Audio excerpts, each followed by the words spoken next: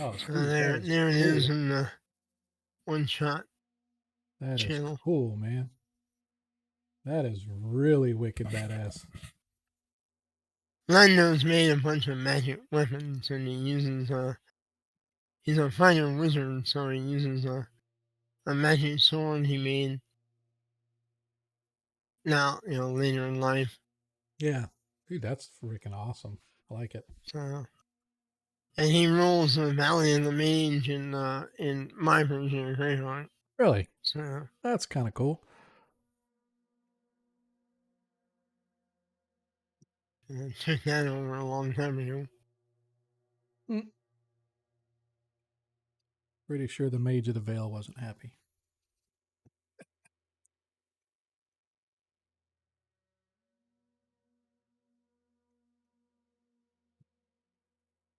Pretty sure the Mage of the, the male of the Mage wasn't too happy about that.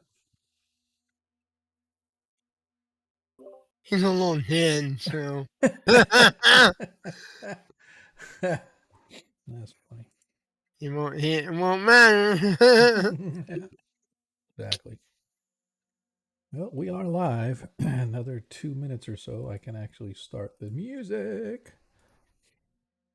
What background thing you got going? What's that? Oh,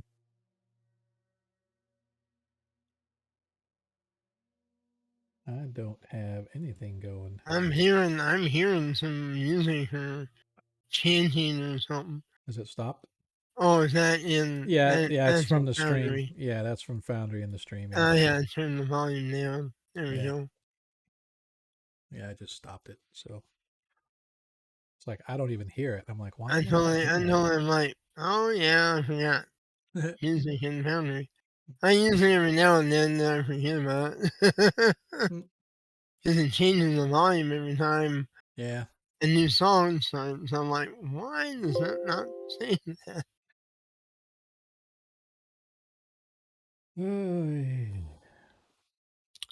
Well, the one piece to rule them all.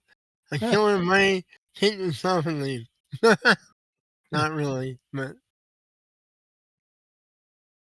I am going to do something. Gotta. Where yeah, is you gotta give the paladin a hard time. right?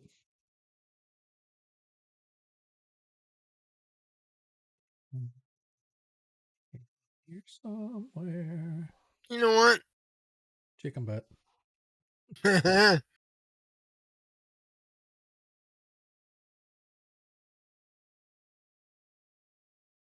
it There is. you go. Merry Christmas, Happy New Year.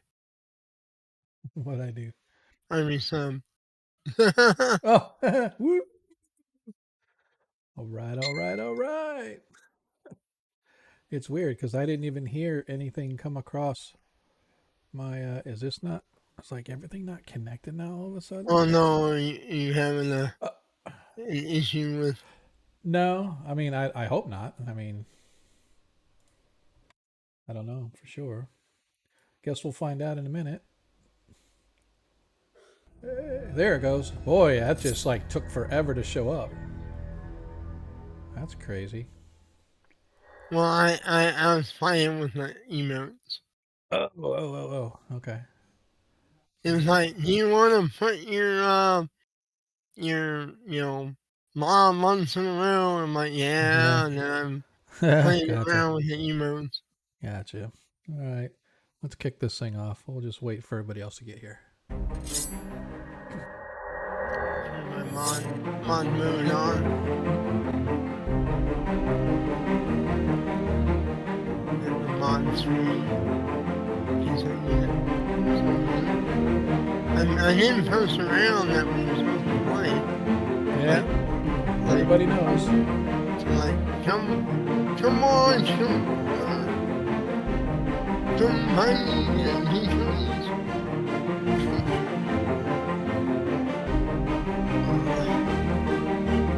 it's supposed to storm here really bad. So, expecting to be in pain tomorrow. More than I was today. Stupid neuropathy. Oh, hey, Nathan. Hello, how you doing?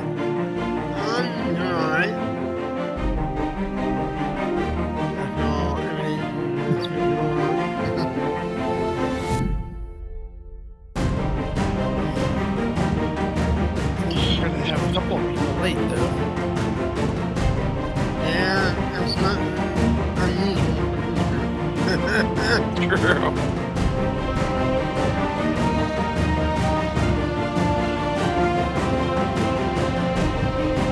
As long as they show up, that's Very true.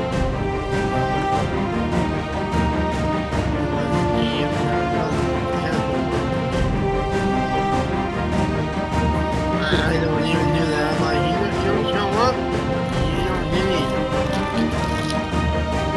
Well, life happens and all that. I'm not running you here. Someone else can run you here. But, well, I give permission to the machine. I'm like, I understand.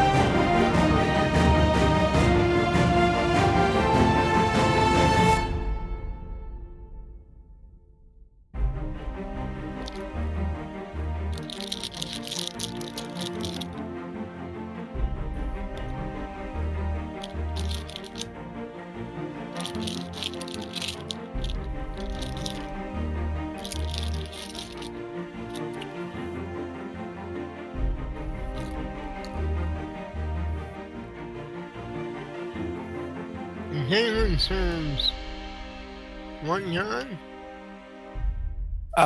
Deskar. Oh, just her. Okay. I'm watching video about paladins and stuff And here we Uh, a couple are. years ago. We are live. At least I hope we're live. Are we live? I think it, yeah, there we go. It just popped up. But we're in the middle of an ad break, so hey, there's always that. Missed it again. Yay, hooray for ad breaks. Woo! So we're going to wait about 60 seconds before we do anything or say anything because once again I missed it on the intro. I don't know, man. That's like I never think about it and then poof, here I am. So I got to ask you guys, depending upon how this adventure goes, do you guys, this can be up to a 3-part adventure. So potentially, depending upon how I will not make it go one way or the other. It's on you guys, right? But if it just so happens that things don't go the party's way and you do survive regardless, would you guys want to go on to part 2 of this, or would you rather go to freelance and do something different? Just so preparedness wise, I, your humble DM, can be prepared. Well, I'm gonna turn invisible and bug out if I'm gonna die. But I'm like, see ya. No. I'm just saying, if it just so happens that you guys things go sideways, you guys and you do survive. I'm not saying if the party is a TPK, right? I'm just saying Oh yeah, yeah. if you guys manage to half complete the mission, right? Meaning you stop the cult, but the Falcon escapes or something like that. Yeah. Mm-hmm. Would you guys want to continue with the next part if it goes that way, or would you rather just say, you know what, take our lumps and let's go find something else to do?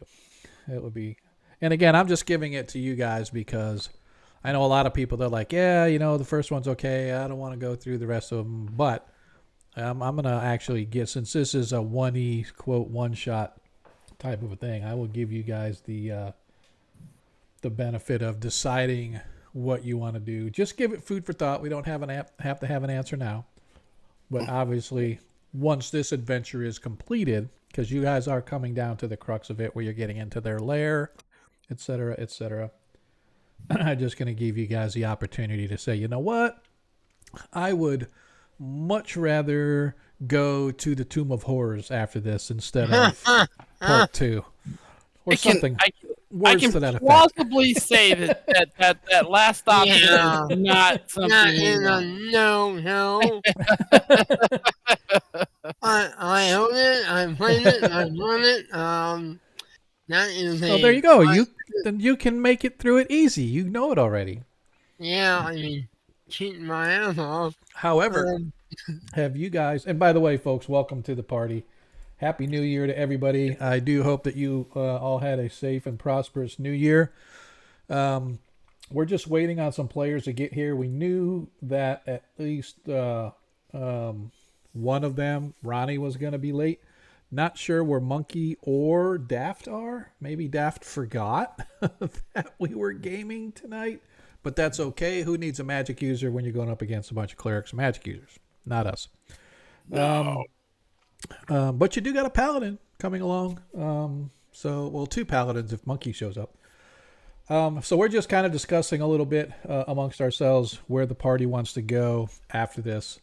And so I'm just, for those that don't know, our party is in the middle of one of the published adventures, which is something that I like to do. I just like to have the old school adventures, and we kind of run through those. Some people have been able to had a chance to play them, others have not, and so I like to play them. And this one was in the Free City, and I have always liked the Falcon series. It is a 3-part series, and we are in the first part, and we're just kind of discussing, do we or do we not want to continue on to part 2, or do you want to do something else? And so it's just like I said, it's just kind of food for thought for you guys to kind of decide, because again, I am not going to. The module actually gives leeway for the DM to say, hey, you can end it here, or here's things, even if the party does this, that you can still have the Falcon get away and you can have part 2 and all this other stuff, right? So, but I am not going to shoehorn or railroad. Is what it is. If for some reason somehow the party is not successful in stopping the cult, potentially they have a long-term protagonist on their tail.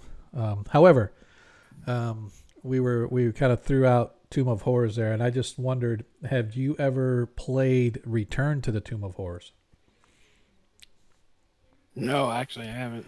The Return to the Tomb of Horrors is really cool because it takes a whole campaign, if you will, mini campaign, long adventure, and wraps it around the original Tomb of Horrors. So the original Tomb of Horrors is kind of in there, but there's this whole sort of story going on around it.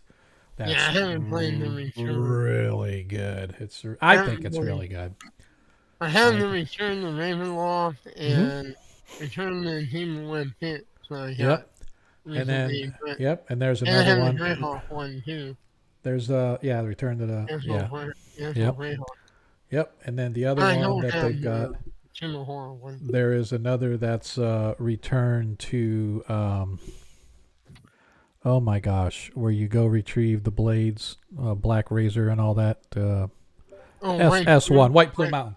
I don't know why I can never remember the name of that damn mountain. I love that. I'm running in for Greyhawk Reborn for St. Nice. Yeah. Very cool. Very cool. So anyway, I'd like to welcome everybody here. If there is anybody out there, I didn't do a lot of publishing out there that we were back. I did post a couple things a while back about it, but it is out on the calendar, so hopefully people got alerts, and I hope the alerts went out. Do you know, did a tweet go out for us? Because I have it set where it's supposed to tweet, but I actually took a look at my Stream Deck and I went to tweet, and I get the big yellow fuck you button that pops up when I push it. So something looks amiss as far as not connecting to Twitter, and I wonder if it's because maybe I uninstalled or did something stupid on my my Stream Deck add-ons, but I'll have to check that out later. But hopefully the tweet went out. Essentially, it just says, hey, we are live.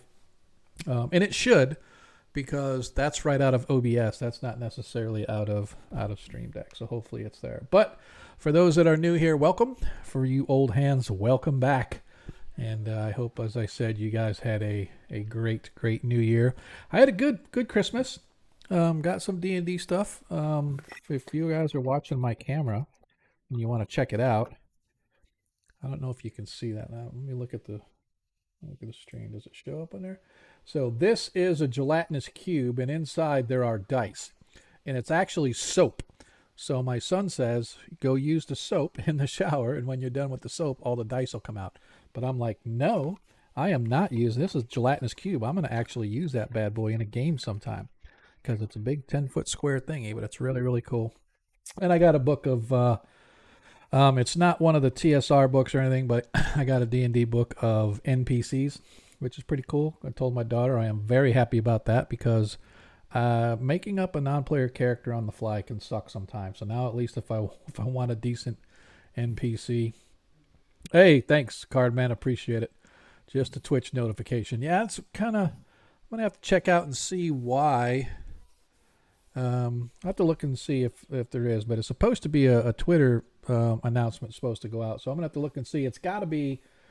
I disconnected it somehow, and I've just never reconnected it or whatever. But I'm not gonna stress it. If people want to show up, hopefully they'll show up. So yeah, shout out Cardman because he's always here.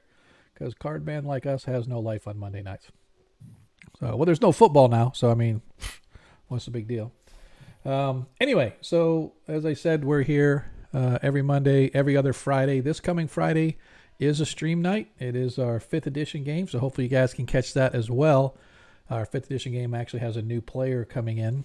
I'm excited about that, so I don't have to worry about NPCing or any of the other good stuff.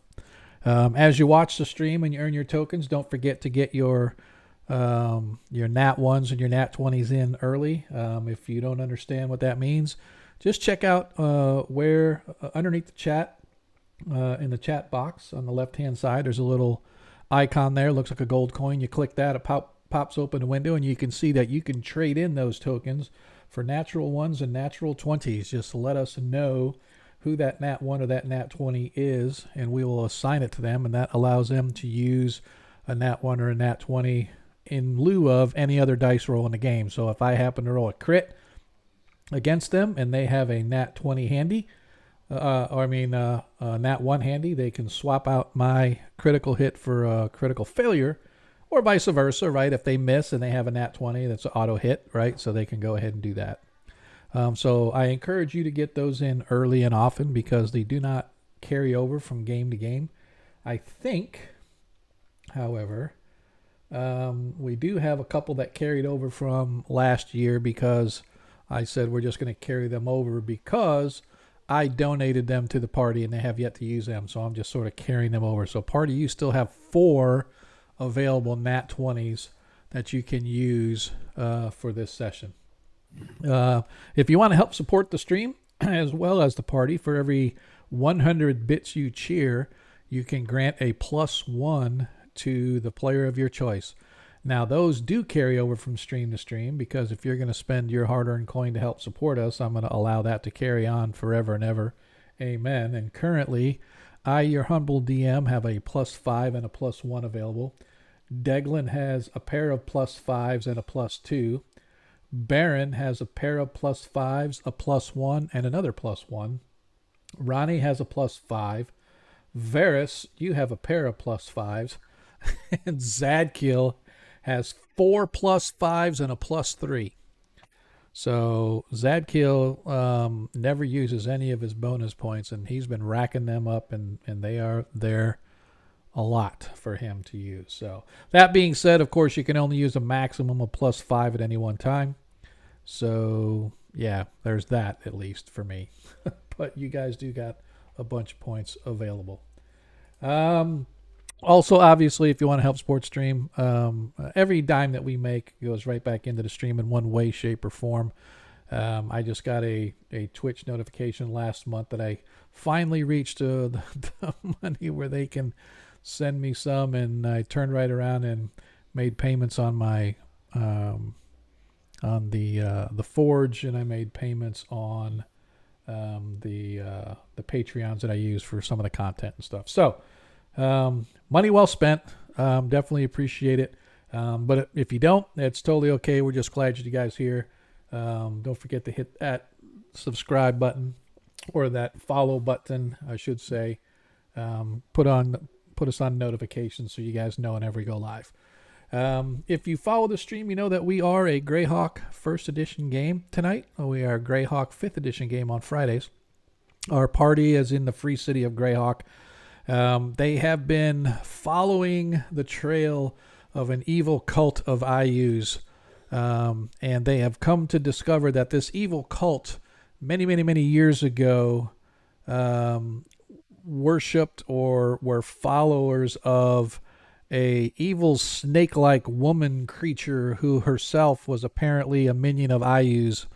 And so this evil cult was trying to usurp its way into the underbelly of the free city, and they were rooted out by a paladin of the Church of St. Cuthbert. And between the paladin and the church and the city guards and whatnot, they managed to throw down the evil cult. Thank you for the follow, sir. We definitely appreciate that. Miris Carl? Is that how we say that? Miris Carl.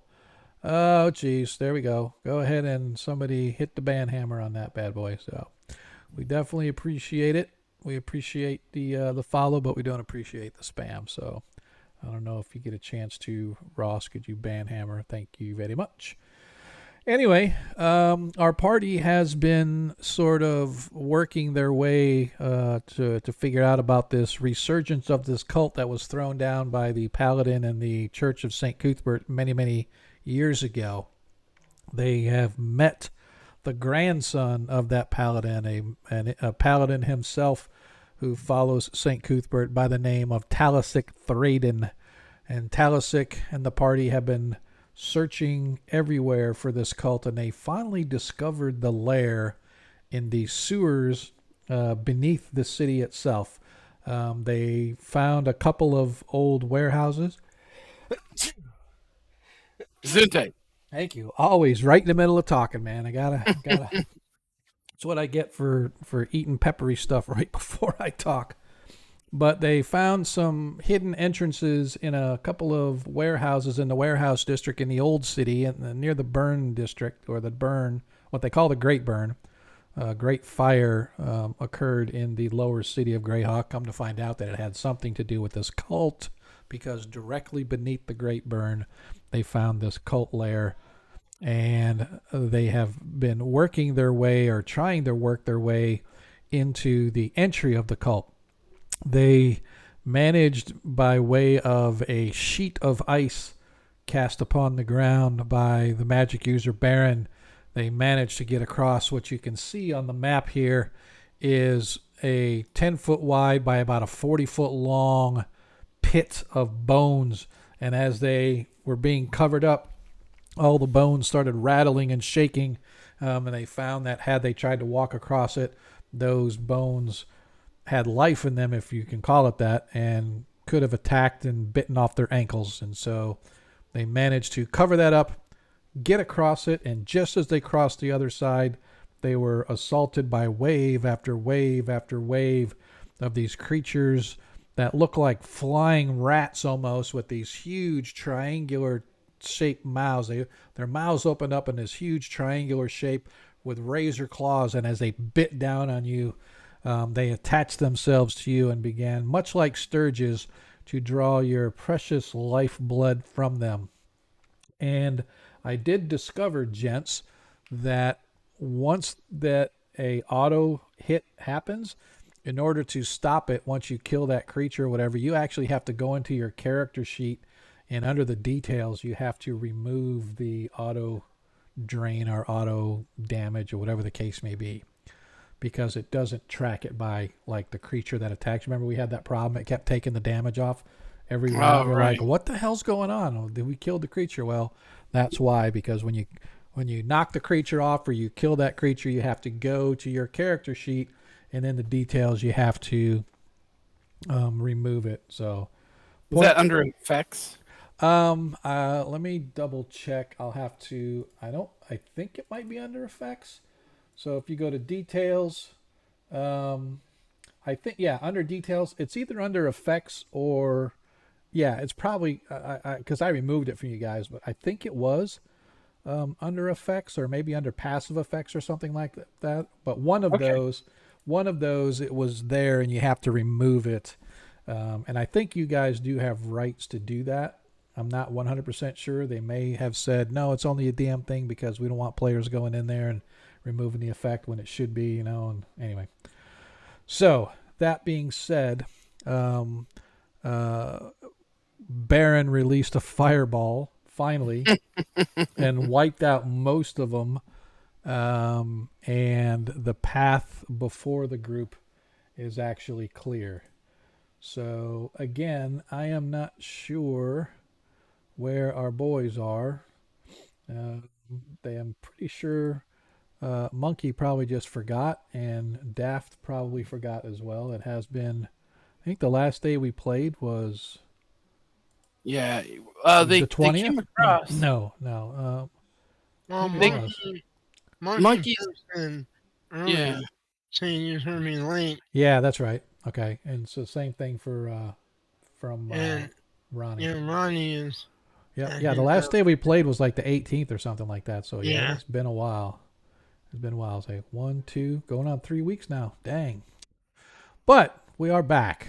We are back. We are back. And so, players, as you find yourselves now in a what appears to be a cleared tunnel, leading forward into darkness. It goes out of your sight, um, Varus. Even your strong elfin sight cannot see the end of this tunnel, and so you are unsure what you will find going forward. But with that, I am not going to delay unless you guys want to just hang out and shoot the shit and wait for these guys. We can continue to move our way forward, and I will be more than happy to manage, run, and do whatever necessary for our other players. Um. Well, maybe I could do a healing session because I think all of us took some damage then. Um. So I don't know. Baron did not take any. I know I did. I'm down 9 points myself. So Yeah. I'm only down 6. Zadkiel's down 14. so let me hit him with a spell if you want to. Ronnie is down 24. Holy shit! Ronnie's down 24. Yeah. Let me hit him first then. Yeah. If I can. Okay. How do I target him again? I got to do the target thing. That's right. Yep. That's how you target people, by doing the target thing. Yeah. I've been playing on Owlbear and Roll20 for the last 2 weeks. I've completely forgot how to do stuff. Yep. Owlbear Rodeo is pretty good. I am interested to see how the D&D Beyond works out, because now that you can drop maps and stuff.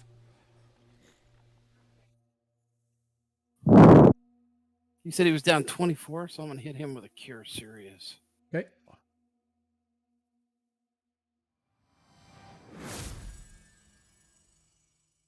And then should have a roll option, shouldn't it? It should. Yep. Nice. 11 back. He is now at 36. He is down 13. That's still pretty high. Let me hit him with He can hit himself with a Cure Light Wounds. Okay, I'll let him do that, and I'll hit who else was down? Zadkiel. Zadkiel was down. Zadkiel can heal himself too, though. So Ronnie's on. He just cured himself, or did you do it? No, I'm doing that. Oh, okay. And so now Ronnie should be up to 42. Let me double check. Yep, he is at 42 now. I'm gonna hit myself. So Ronnie's down 7 right now. Zadkiel's down 14.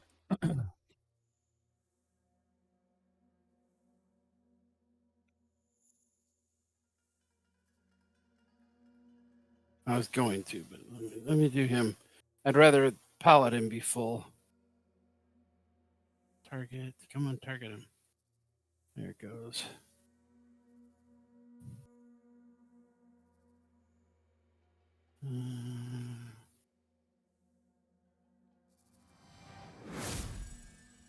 There we go.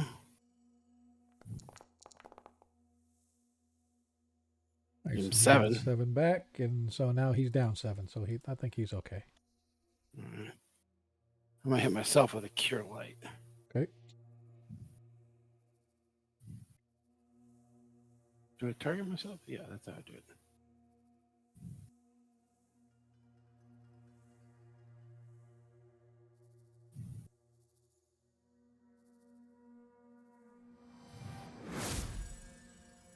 Ow. Nice. 8 hit Awesome. points of healing back to Declan. Check Alright. and make sure it went there. Yep, you got 64 out Yep. of 65. That's good. All right. So before one last item of business before we continue on, group. For those that did not see, when the last session ended, I gave everybody like 2,086 experience points or something like that. If you didn't apply that, need to do so. However, in honor of the Pittsburgh Steelers making the playoffs tonight, I granted an additional 4,000 to everybody. Yeah. So if you have not yet applied your XP, please apply your XP. I will go ahead and do that for Ronnie and everybody else. So you should have 6,089, not including a 10% bonus if it's applicable. So I am going to go ahead and do that for those who need it.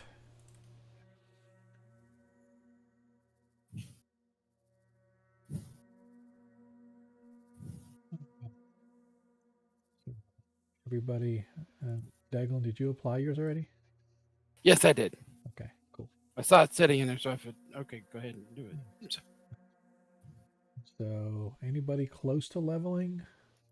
No, I still got like No. another 90,000 or some shit. Yeah, I am. Well, you just leveled not too long ago, Hmm. Varus.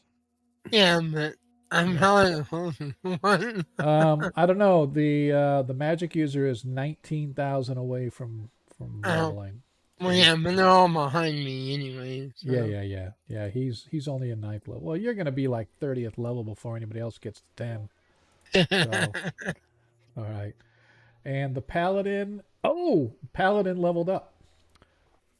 Our paladin is now, but he can't level right now. But he is now eligible to go to level 9. But he can't right now. He'll have to do it after you guys get out of here. So, as I said, players, party members, friends, as you look ahead into the darkness, you can see that the tunnel that these flying rat creatures, which they're called Grithox, by the way, these Grithox that have been assaulting you wave after wave after wave, when they finally seem to have stopped and their burning ash bodies are flopping around dead, or not flopping around, but lying dead on the floor around you guys. The smell of sulfur and ozone in the air from the remnants of the fireball released by the magic user still sort of stings your eyes a little bit as the soot and whatnot kind of lingers in the air. But as I said, you can see darkness leading ahead further into the underground. This is not a sewer tunnel, although I'm using a sewer tunnel map. This is a worked tunnel that is flattened, and it has basalt laid out on the floor, giving it a smooth floor, although some of the walls are partially stoned in and completed as well. There are rough patches, so you can see that this is a tunnel in progress, as if they're still in the building of the lair stage, if you will. But the further you go along, the more complete and filled in you're finding it. But again, it sort of disappears into the darkness ahead of you. Well, that's unnerving. Yeah. Do we want to? Well, we made enough noise that they probably heard that the thing in your hand. So we should just be ready for a fight. Should we move forward and maybe try to find cover someplace? Find a room to hide in until. I don't know about that. I don't want to be trapped down here. Yeah, that's true. So. We'll find a room that has a back door. I don't know. I mean that we can look for. It looks like it goes quite a ways before we find anything. Yeah. Um. They were all flying things, right? So That is Yeah, I'd correct. rather. I'm gonna look for any discolored stones in the floor Okay. and whatnot. Look around, Okay. and proceed ahead a bit. All right. Go ahead and give me for every. How often you want to search? I mean, because it's like a 5 to 10 minute search every 10 feet, right? So Yeah, I know. you could be doing this for a Um, while. Um, like every 30 feet Okay. for a couple minutes. Okay. Because, I mean, we need probably to hurry up anyway, because we Yeah. don't want to give them more time to prepare. Okay. Go ahead then and give me. You said every 30 feet? Yeah, something like that. Go ahead and give me 10 checks. There's find or move traps checks.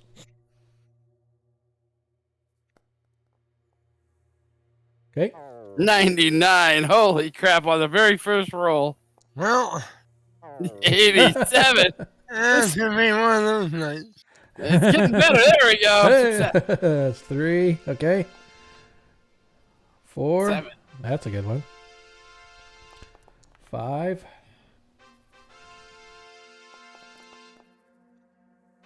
6.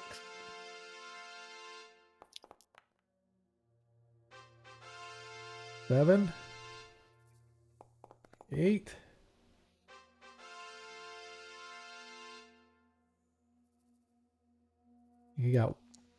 9. One more.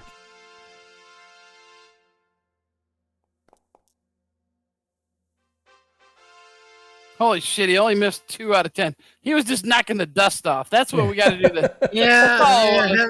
Haven't played in a while. Why do you think Ronnie comes in and throws down 100 Yeah, D10, you know? Yeah, I didn't do that. Yeah. That's So probably a good idea. you guys move slowly down the passage.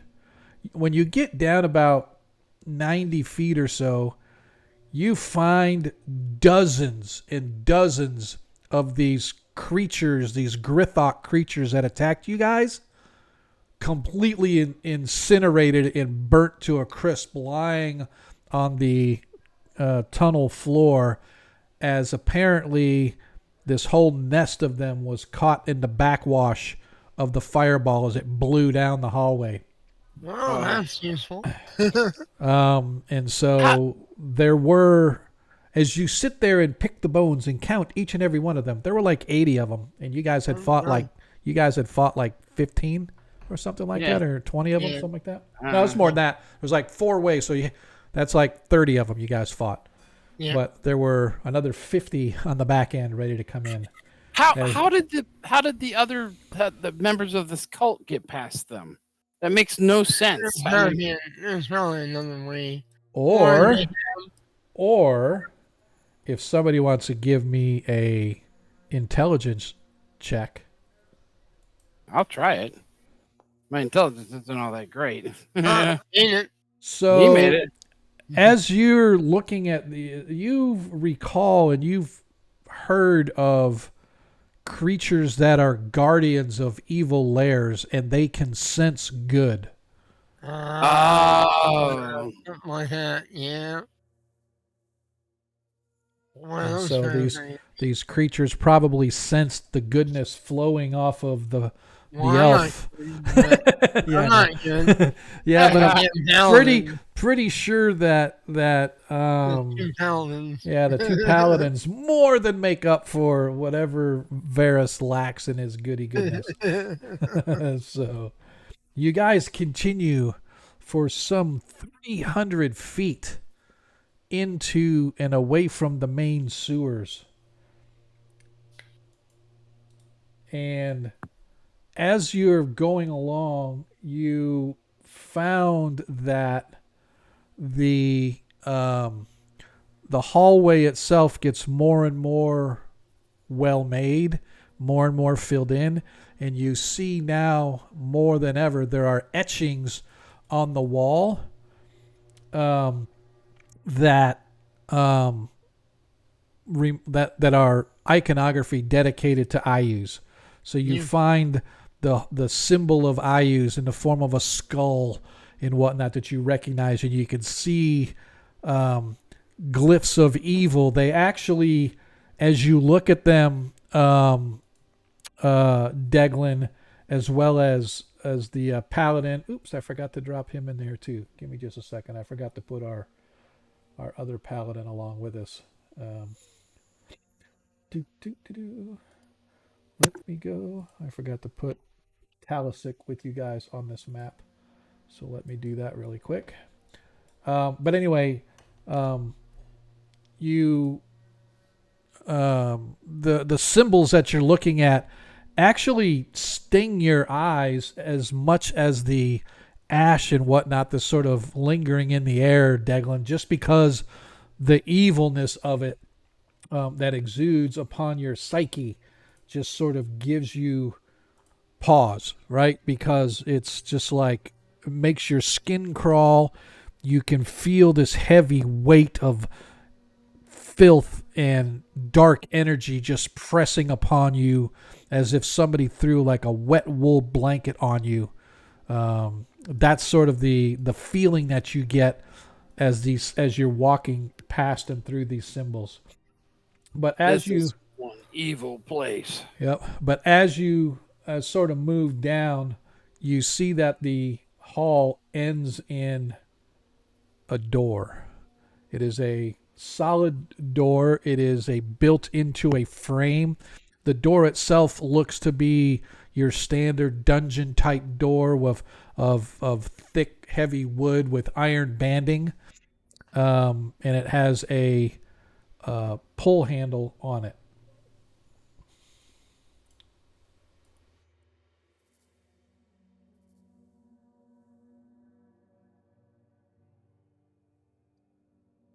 Oh, we got Monkey back. Okay, good. I openly say, What's up? All right, start over. Got to go back to the beginning. All the way back. Okay.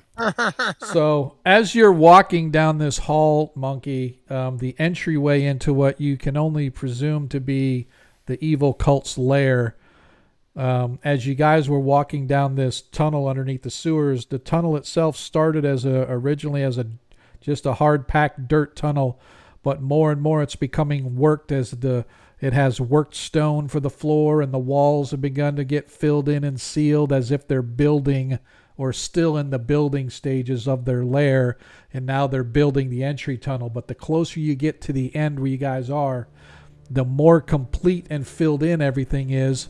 And now you have all of these iconographies of Ayus, who is the exact, if there's ever an enemy of St. Cuthbert, it is Ayus. Those two are known to be completely against one another, to the point of war all the time. But you're seeing these evil symbols of Ayus and unholy symbols etched along the walls, and it culminates where the passageway ends in this thick, heavy, wooden, iron-bound door with the unholy symbol of Ayus making up the whole face of the door itself, along with the handle, of course, to pull the door open. I detect evil. You can detect evil everywhere. The evil is literally seeping into your... I explained it to Deglin. The feeling that you get with all this evil symbology in this tunnel that you're walking in, and the sense of evil that you have, is so oppressive. It's almost as if somebody took a heavy, wet wool blanket and just kind of threw it on you, and you just feel this weight of evil pressing down upon you. And the further you guys get into and the closer you've gotten to the end of this tunnel, the more oppressive and the more icky you feel. You know what I mean? If I can, Yeah, if that, it's just, yeah, I got you. yeah, exactly. You just have this sense of dread, if you will, although paladins don't feel dread, but that's kind of what it feels like as you guys move down this hallway. So I tell the party, whatever is in this area or perhaps behind this door, its evil overshadows this whole area. And be warned, I will do my best. We shall cleanse this, brother, as Talisic takes out some holy water and sort of throws it on the wall, and you watch as it goes as the holy water just sort of puffs into, like, evaporates, like throwing cold water on a ultra hot lava. It's like it's hitting that, although you see it does streak and mar the unholy symbols on the wall. It's literally like throwing hot water on lava, or water on lava. But anyway, you find yourselves now standing at the end of the hall at this door. What do we do? I would suggest we check it for traps, but also listen at the door and see if we can hear what's beyond. Yeah. Whatever's beyond probably knows we're here.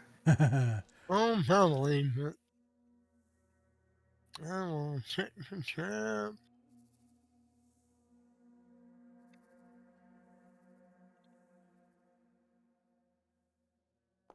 I've done what I've could.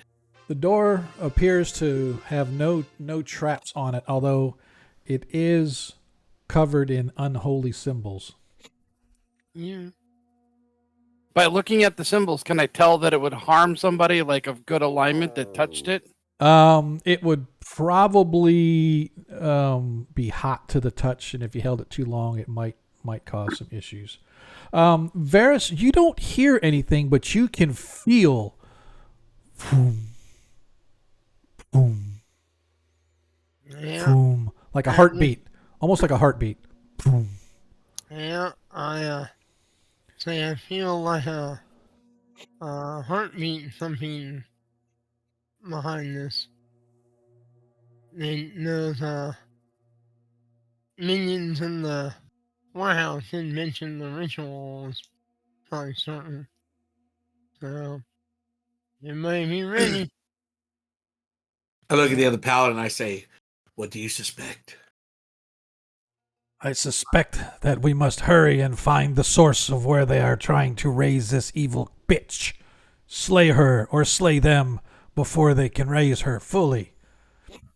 Well, you want to open it, Caitlin? And I point to my sword to get ready to turn invisible. Okay. Yeah. And the heat shouldn't be, if as long as I do it quickly, it shouldn't be too bad because I got that ring of fire resistance. Well, not only that, it's just evil. I say heat, but it's sort of like, evil on good, right, or vice versa. Right. So it's not really heat per se, but it would burn you in the sense of a holy burn or an unholy burn. Burn my soul. Like when you're flying in a plane and you target something and you say, oh, I got heat on me or something. Yeah, that's what it is. So I use a handkerchief. Yeah, I'm going to turn invisible and Okay. sneak on in after he opens the door. All right. Look for the main priest of them. Who's opening the door? I just tried. It didn't work. The door is locked. Damn it. You didn't tell me it was locked when I was You didn't ask. You just checked it for traps. Oh, you know what? You have the right assumption. All right. Do we want to be sneaky or do I just want to bust it down and go? I'm just going to unlock it because I'm not going to be. You jimmy the door and you find that there is a bar on the back side of the door, keeping it closed. You can slide your sword through and just left the bar, right? Is there a big enough gap? No, there's not. How about it, big guy? That Right. or if anybody has a spell or anything that like a knock or anything like that, that would work. Oh, man. Oh, and That was like, we are here. No, I don't. Well, have I mean, anything- I don't think the knock is like that loud. The same thing with your chime of opening. It's just like a ding, you know what I mean? Or the knock is like a clank, but it's not like a I don't Oh, think it's like a. it's loud in certain conditions. Oh yeah, I mean I've never considered it to be loud. I've just considered it to be yeah. I mean it can be like somebody slamming open a door or something like that. But I yeah, could I cast mean, I could cast silence and then crack the door. can do that. I mean, you can do that, yeah. So Right. I'll do that. I'll cast silence, 15-foot radius. Okay, go ahead and cast it. I turn invisible. Yep, I know you are. Where is that? If I touch him, do I get invisible too, or Yeah, you wish. works with electricity? What's It's not in my spells. It's supposed to be there. It's on my other character sheet. that? Silence, 15-foot radius. Supposed to be there. Let's look and see. Must be on my other character sheet. Wink, wink. Well, it is on my other character sheet. That's why I'm saying it should be here. I'm just messing. Oh, there! It's the first one. It's the. I'm sorry. I'll do it now. All right. Okay. So cast. Oh, there it is. Yeah. Okay. Just do your effect. 15-foot. Apply to caster, I guess, or Yeah. How we do. Actually, if you guys do effect, the second one underneath save versus spell, then effect, just do that, and then it might let you like select the area that you want to put it. Doesn't need target to apply effect. Okay, so just apply it to yourself because I don't think Okay. it really matters. Oh, I gotta actually target myself. Yeah. All right. There we go. There you go. And, All right. All right. As now, are we going to use the chime, or are we going to? I don't have a chime. I'm just gonna I bust think- it. Well, I think. I still have my chime. But Yeah. he was trying to bust it, which is why he was doing the Okay. silence.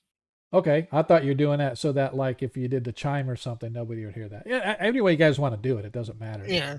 Yeah. I'm not sure how to do the busting because I don't have my belt on the strength part of my character. Yep. So that doesn't really matter. It's just a matter of roll a 20 side to hit armor class 2. Roll a 20 to hit armor class 2. Yeah, you just don't have to target anything. Just roll a 20 sided dice, add your strength bonus to it, and then see if you hit armor class 2. That means you've hit the door and you successfully damaged the door. No modifiers, I guess. The door's not. Oh my god! Seriously, this is what I'm talking about. You got to shake the dust off these dice. Well, yeah. How long does a silence 15-foot last? Oh,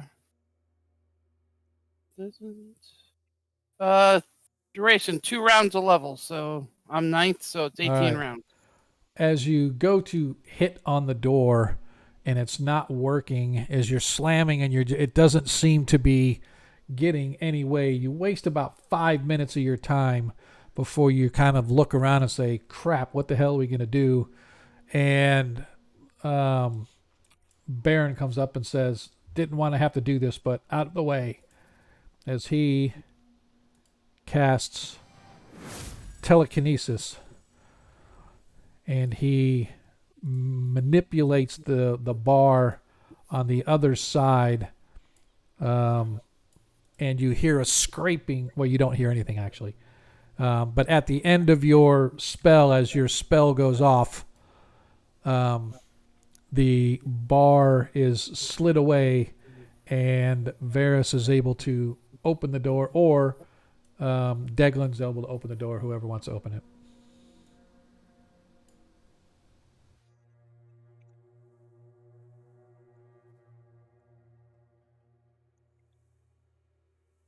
All right. As you guys move into a well-furnished and well-apportioned area, you see that there is a hall leading up to the north for a few feet, ending in a door, and you can see a hall running south, hitting a Y intersection. You can see um, iconography down there, little mini statues of things growing up out of the floor, like hands holding skulls and whatnot, all depicting evil. All of the sconces on the wall, the flickering torches give off this heady kind of smoke that sort of fills the hallway, and as you step into, you can smell the incenses that have been sprinkled upon the various torches to give the a very acrid, very burnt and unholy smell to the entire place. The entire floor itself is just a polished obsidian basalt floor. The walls themselves are your normal sort of tiled kind of walls. Nothing special about them, no special iconography really. Just at the end of the hall, you can see in the flickering torchlight, there's a little mini statuette. And as I said, there's a door to the north. As you step through the door, you guys all feel and you can hear, coming from deep within the complex, this thrumming sound. As it's almost like drums. It's like a whoom, whoom. And then you can hear an undertone of voices sort of chanting and praying, but what they're saying you don't hear from where you're at. Ula tech. Ula. I can't untarget myself now for some reason. That's funny. It's a sign. Commit Yep. Subakai. What I wish to do. Can I tell the difference between, if I'm able, the difference of evil behind this door versus the way it was before? Is it stronger or getting weaker? Or No, I mean it's nothing different. It's just all like super evil. So is the thrumming coming more from up here, or more No, it sounds like it's coming from this direction. from the south? Yeah. Alright. Well, I want to come down here and have a look around. Right. As you move That's down to the cool. south, you can see that this area here is more of a railing. It's not a wall per se. Okay. Yep. And it looks over into a sunken down, probably looks like a reading area because the walls themselves are completely lined with books. And you can see that there is a steep stairwell leading down into this nook, where there's a table there, a long couch bench. It looks like I said, sort of a reading or a study area. I look at the wizard and just shake my head. Like, no. Yeah. Oh, come on, man. I want so this is Iusian statue. Yeah, yes. Whatever. Yes, it is. Okay. Is the sound coming more this way? You can hear it. It's coming from here, Down and it's there? reverberating through the walls here. Okay. Motion. Like tackling I reappear and motion everybody to, like, come on down, but, try to stay near, Jalen with his silence until it, I'm all quiet and shit. until it ends anyway. I'm like the stealth master. Yeah, as you see, the Talisek comes down and he sprinkles some of this holy water on this unholy iconography of Ayus, and he's like, spits on it. Yeah. I spit on the old one. Are these stairs going up? As Baron, no, those stairs. Yes, those stairs go up slightly. Okay. Baron's just kind of looking, and he's like, I really, really want to go down there and look in those books, but okay. He follows. I look at Jalen and motion like walking upstairs with my hands. Okay. Yeah. Did everybody stay up with me, guys? Try not to be like loud or. Well, I got the silence spell, so it's. Oh, you still got it going? Yeah, well, that's why What? I'm making motions with my fingers. Okay. As you guys see that there's a flight of stairs goes. That's only about a 5-foot rise, but it does Yeah. go. It does go up. As I need everybody to please give me a Constitution. Go ahead. Let's make it versus poison, although it's not poisonous. We'll just make a. Give me a saving throw versus poison, please. Oh, my God says that I'm really strong at that, so wrote me a prescription for that. Alright, so I have. Where the hell is the saving throws in? If you go to attributes, Yeah. you can see the saves, and then just click on the word poison. Where the hell is attributes? Go under main. Main. Sorry. Yeah, I was sorry. Under main on the right hand side you see saves. Oh, there it is. There it is. Okay. Got it. Oh no. Hey, Deggle Nat 20 has Baron failed, and now I need to do. Well, I didn't money. do a save. I just rolled Constitution. No, it's a save. Saving throw versus poison. Yep. It's all right. His as well. What did you roll for? Okay. So everybody passed but Baron. Okay. All right. As you guys are walking down, Baron begins to cough slightly. This smoke is really getting to me. He can't speak because he can't. Well, Yeah, he can speak, okay, but yeah. I can't Yeah. hear You it. see him cover his mouth and I- in a coughing motion. I take out my water skin, dampen a cloth, and put it over Baron's face. Okay. And I motion for everybody to do it. Okay. As he takes the cloth and covers his mouth and kind of nods his head, but you can see he's still coughing. Yeah. I Well, need a give me You might need a poison Yeah. neutralization.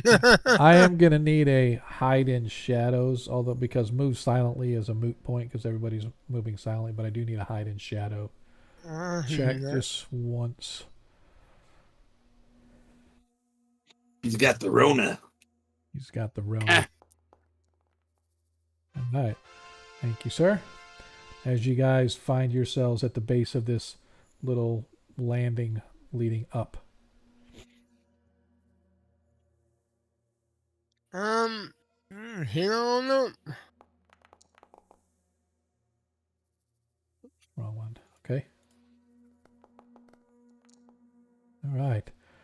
As you guys head up, you find that there is a slight little alcove to the left that ends in a door. I hear a thrumming coming from there. As you're moving deeper into the complex, it's kind of difficult to know where it's reverberating from because it seems mostly to be coming from down the hall, but it does reverberate off the walls, and so it might be coming from this way, but it seems to be coming from ahead. Yeah, as you sort of focus your energy in, you definitely feel like it's coming from further down the hall, not where this door is. Alright. We want to waste time looking through the door, and we want to just head on down. Probably just head down, I think. Yeah, we don't need them telling everybody we're here. If they don't already know. Okay. Yeah, I want to look around carefully. Okay. You can see that there is another landing going up. But as you get to the edge, you can see that there is movement coming from the room or landing or whatever it is at the top of those stairs. You can see Yep. figures moving in the light. More than one. You actually see the one body, Yeah. but you can see Yeah, shadows of others. Yeah. You can see shadows of more than one up there. Does it look like you in your room? Yes, but they got the cowls pulled back, and you can see that they have leather underneath. Yeah. And you can Well- see there's at least 3 of them from what you can see, as one of them sort of moves into the light and then sort of walks across the room, and another Yeah. one comes across from this way. So I you can see that. motion. Yeah, I point to my blades, and then make the motion of slitting throat, and point that way, and then I raise my hand with 3 fingers up. All right, 3 fingers. That means 3 targets. Yeah, and then I turn invisible. Uh-huh. You guys watch. And All I, right. and I assume they're all gonna charge up there with 2 paladins that wanna Yep. kick ass. All right. I'm gonna try and sneak up and do some All right. stabbing. Actions then. So as we move into, let's go ahead and move into combat. We'll go ahead and do this now.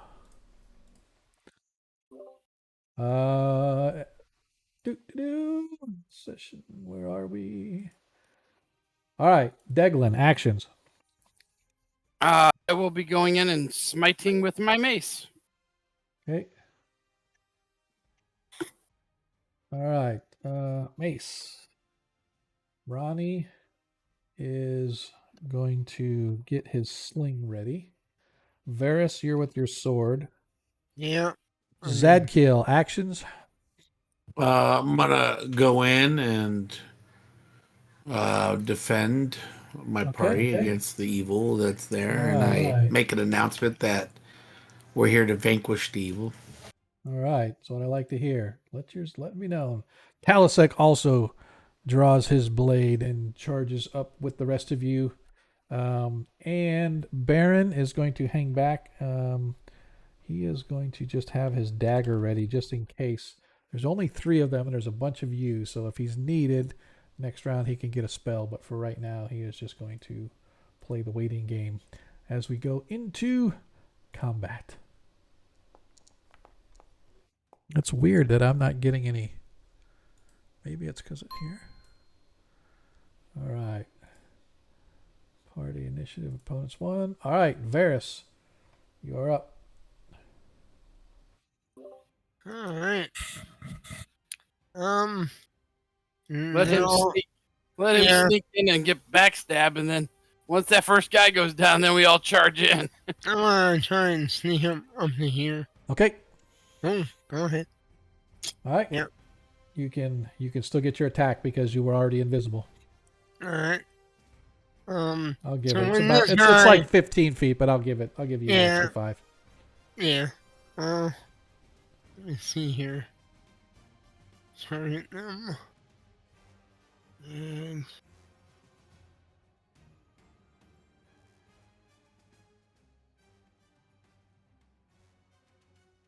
alright.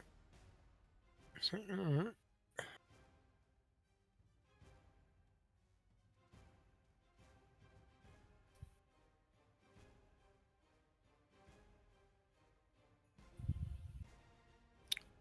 And that is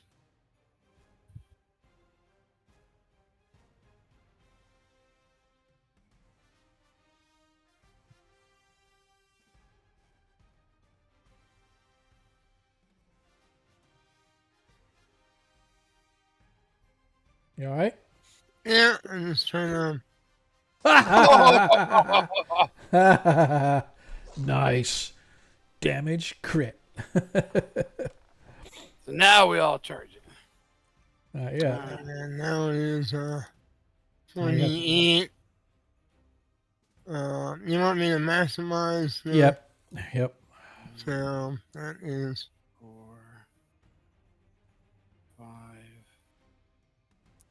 6. All right. Why did it not? 7. Oh, okay, because you didn't just do the damage. When you click on the damage, if you do your Oh, it doesn't do the. no, Oh, there it is. you should have. Okay. Yep, that's all right. And I should So have added in the that's all modifier. right. I'll do it Alright, this. now I'll I do. know. Yep, Now that I know you fixed that. yep. I'll do it this way, and we're gonna go. It's times 4, right? Yeah, That's all right. plus 2. Yeah, that's all Yeah, right. yeah, yeah, But anyway, he is. yeah. Let's do it this. Yeah. Yeah. And let me do this because it didn't. Oops. Give Okay. him this roll. All right. Yeah, Just so you know, you cannot attack by since you moved over 10 feet, yeah. Devin. Yeah. Just so you know. So So, I'm Devlin's sorry, turn. what? You're not allowed to attack because you moved over 10 feet, right? So you're up there, and as you get up there, you charge up the stairs, and you see Varys pulling his blade from the lifeless corpse of one of the cultists, and you see that there is another one across the room over here, in addition to these two up there. But moving over 10 feet, you can't attack. But you're up there. So Zadkiel, you're up.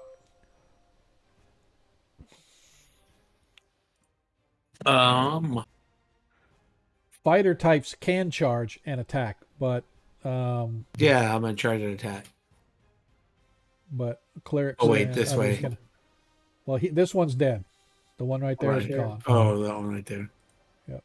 So And yeah, but I don't know. Can I charge there, or do I have to yeah, charge you here? no, yeah, you can charge her right there. Yeah. Okay, right there. No, the other place, like Right right there? there. Yep. There you Okay. go. There you go. Okay, here I go. I'm charging. Yeah, charge. And let's see. Do I give any modifiers or no? Nope. Okay. It hits. Go ahead and roll your damage.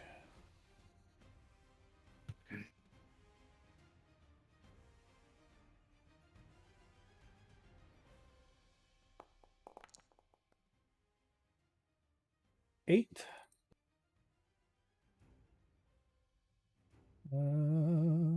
Okay. Here you go. This one appears to be much tougher than his compadre. As you charge up and you slam him with your sword, he absorbs most of it and sort of gets knocked back into the table, and he whips back out, blade in hand, sort of giving you this evil look with a half smile, as if I'm not going down that easy, pal. Baron is going to move to the bottom of the stairs, and then he is going to wait as Talisic Thraden. That was part of his movement. Charges up the stairs. In the name of the Lords of Light, St. Cuthbert. As he targets Oh, guy. taking my line. And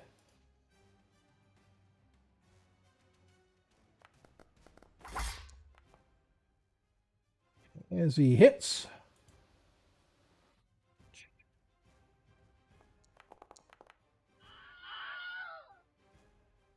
as he takes this guy out, I think he only gets the one attack. Just want to make sure.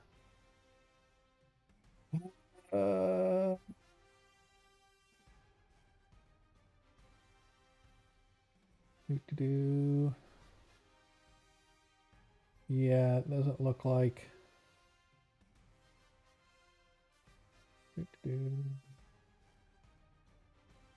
He is a.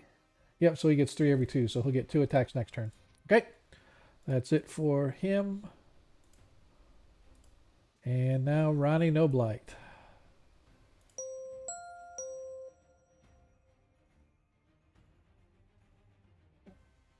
He can't get any targets, so he's just going to go ahead and move the rest of the way into the room since he can't target anybody.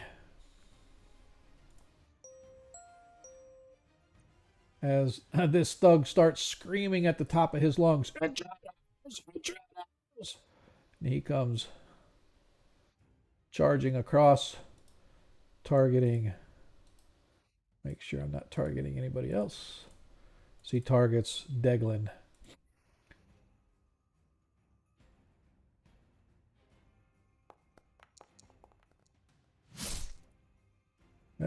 Misses Deglin. Of course he does. Even with a 16. As this thug, the other thug, is going to target Zadkiel, the unholy, as he too starts screaming. But as he screams, it falls on deaf ears. As how long does the silent spell last? It's still going. They got a timer on it. 26 minutes more. That's real. That's real time, though, right? That's not. We have to do game time. Oh, so it was 18 rounds. Oh, okay. So yeah, that's definitely more. You guys just still got time. Okay, we're good. 18 rounds is. Well, that'd be getting close. It's weird that they've got a timer of 26 minutes. Why is... Oh, combat's going, so the timer's not going here. So, all right. We're going to have to keep an eye on that just to be sure. But anyway, the thug targets Zadkiel. Of course he does. The natural one misses. All right. As we come to the end of the round... Back to actions. Deglin, still with your mace. Ronnie's still going to use his sling. Varys, you are now visible. Although you can see there are two still alive directly across from Zadkiel and Deglin. You cannot get to them to do a backstab from where you're at, but you could get to a position where you could at least attack one of them. It was a frontal attack. This door doesn't open in or out. That door opens away from you, and you can see from underneath the door this sort of glowing reddish sort of hue light, and it's pulsating in time with the thumping that you guys that you got. Might be the way we need to go. And this door is actually double doors. Okay. And they are very ornate and very completely covered in iconography of I use the evil. I think, guys, I gotta go this way. I'm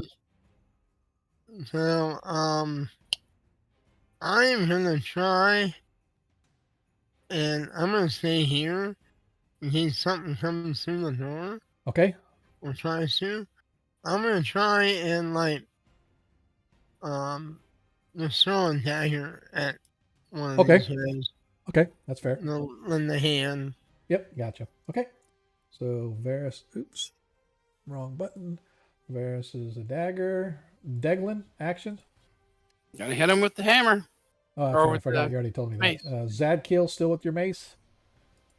You mean my... I mean your sword. Yeah. Yep. And same thing with Talasek. Okay.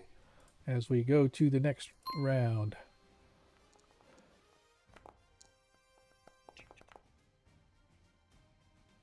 As this time, the thugs get to go first.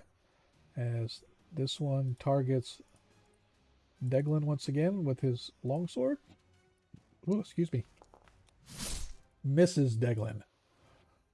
As the next one, as they're screaming, but nothing's... Can you hear the words coming out of my mouth? No. No, we can't. No, you cannot, as a matter of fact. As this one swings his blade. He too misses Zadkiel the Righteous. Varys, go ahead and throw your dagger. Ranged attack, please. Yeah.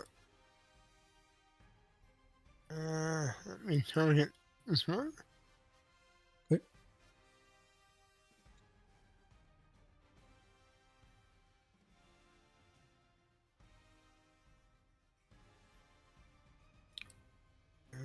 Let me.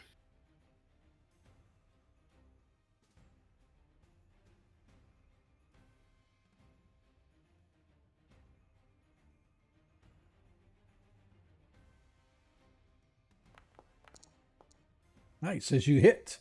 What an 18.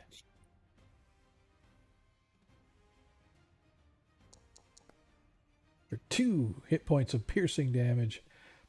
As the dagger sticks into his shoulder, as you watch him as his mouth opens to cry out in pain, but no sound comes out as it is muffled by the magic aura emanating from Deglin.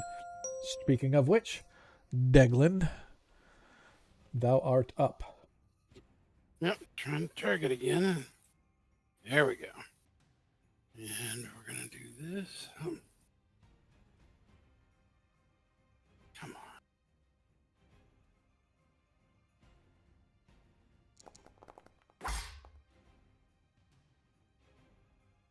on. As that Assume hits. that's it. Yep. That hits. Nice. 17 hit points of damage. Let me see. Oh, yeah. You're getting close. Oh, wait, that's the wrong one. Sorry. You hit this guy. Hang on. Which one did you hit? Guy right in front of me. For 17. Why did it not do damage? It doesn't look like it didn't do any damage to him. I specifically targeted him. Yeah, it's weird. It didn't take the damage off. But let's do this.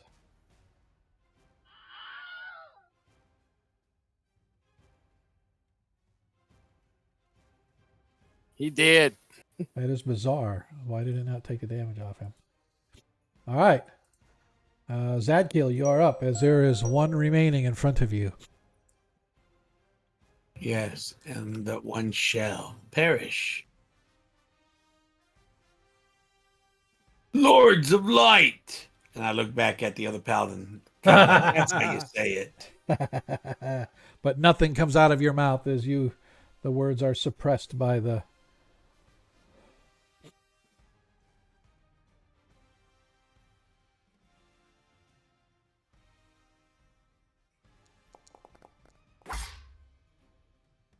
As that hits.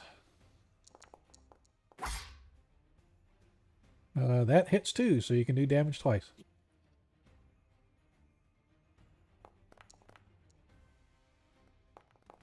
Seven. That worked. As you guys managed to take down the last of the thugs, you can hear as that sort of he drops to the floor dead, the spell of silence begins to slowly fade away, and as it does, you can hear the thrumming and the chanting coming very distinctly now, coming from behind this door, this ornate set of double doors that you can see are closed, but the emanations and the thumping sound are definitely coming from behind that door. Well, looks like we need to hear this way.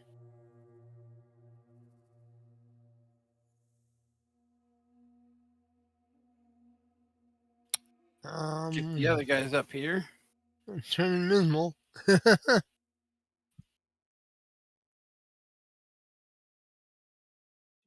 Okay. I'll let the paladin open it. All right. As he sort of cracks the door to sort of peek what's going on the other side, you can see this. Oops, sorry. I forgot to do this. Sorry. As the door opens, or the door cracks open, you can see this sickly sort of black and red carpeted, ornately designed room. You can see that there are like at the bottom there's this sort of this square area bearing this skullish handprint holding a skull in the floor. You can see a couple dozen maybe of these cult members. They're all sort of hulking around and they're all joined hands, and you hear them chanting and chanting and chanting, and this thrumming sound is adjoining with it as they're chanting some sort of spell. And as you watch, at the far end of the chamber, there are three, what it appears to be three cult members that are wearing different style but very similar colored, and the one in the middle is holding up this scroll and begins reading off whatever is on this scroll. And as this person does, you can't tell if it's male or female. The voice that's being given off is distinctly male, though. And he's chanting, and you hear these words, and they're arcane in nature.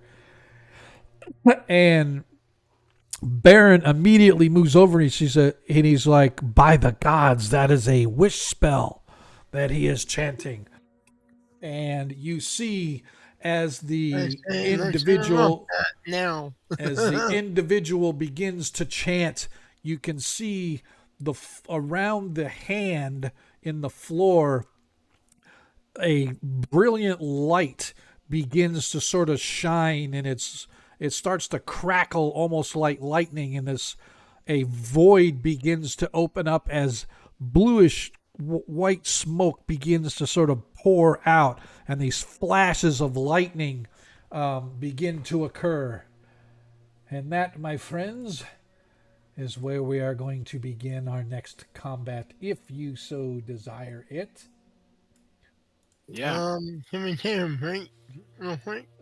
We can. As a matter of fact, we'll do that. How about that? So normally we go at 9:30, but let's go ahead and do our break now as we prepare for whatever is to come, as our party has opened the door into what is apparently some form of a ritual that is going on. And so we will pause it right there.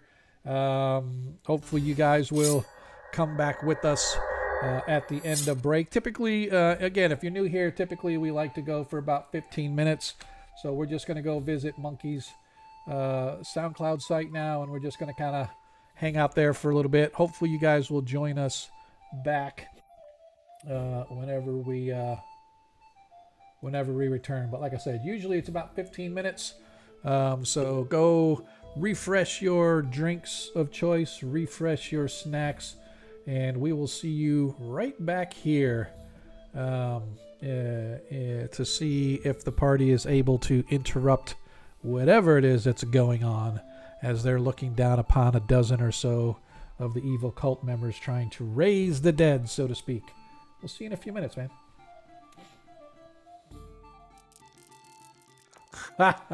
Ronnie's here.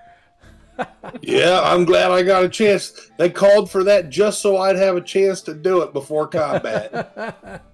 Yeah, I like it. I'm glad you could make it, sir. Yeah, me too. All right, I'll be back in a couple minutes. All righty, sir. Hey, we appreciate you being able to join us there, Dirty Dwarf, man. Yep, this is definitely one of our favorite games, man. Every Monday night, man. Hey, thanks for the follow. Thanks for the follow, Pat Draws. We definitely appreciate that. Awesome. So, all right.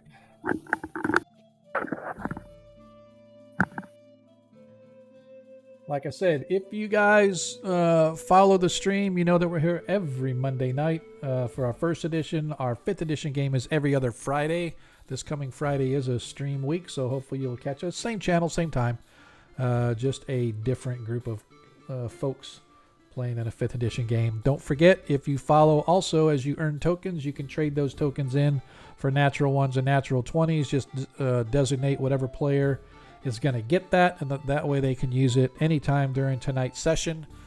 They can replace any dice roll with the nat 1 or the nat 20 that you have designated for them. If you'd like to help support the stream, don't forget every 100 bits cheered allows you to give a +1 bonus to the player or humble DM, of course. I would never deny you the opportunity to give me free shit. So +1s are available as necessary. So, yep, definitely appreciate you hanging out with us there, Pat Draws. Hey, nice. Troll away, man. Troll away. I'm not sure. Dwarf, have you been here long? Have you followed yet?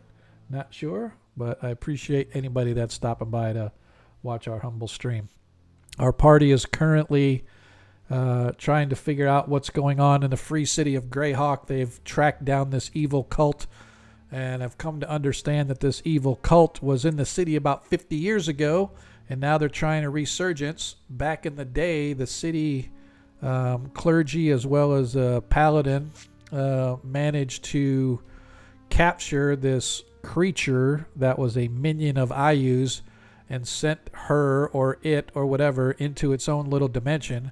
And this evil cult is now trying to resurface and drag this creature known as the Falcon back from its dimension and back into doing bad shit in the city of Greyhawk. So they managed to track them down, have found their lair, and just now have discovered the place where this group is trying to raise the dead, so to speak. And so we're currently on a break. We'll be back in about 10, 11 minutes or so. So hopefully you guys will be with us to see what happens as our party tries to take on this evil, evil cult. It should not be follower only chat. I don't have it set to follower only chat. So, yep. Because I see Dirty Dwarf has posted that he hadn't played in a while, so, but, you know, is what it is. Hopefully he stayed around.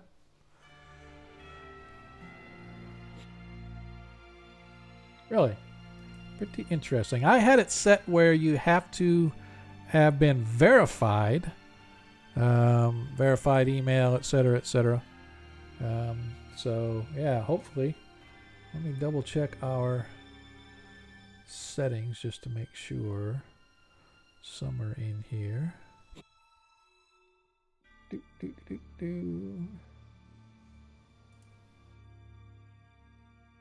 in.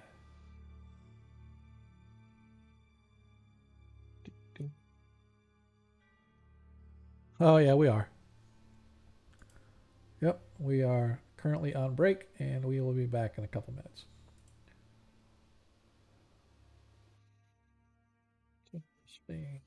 Find my...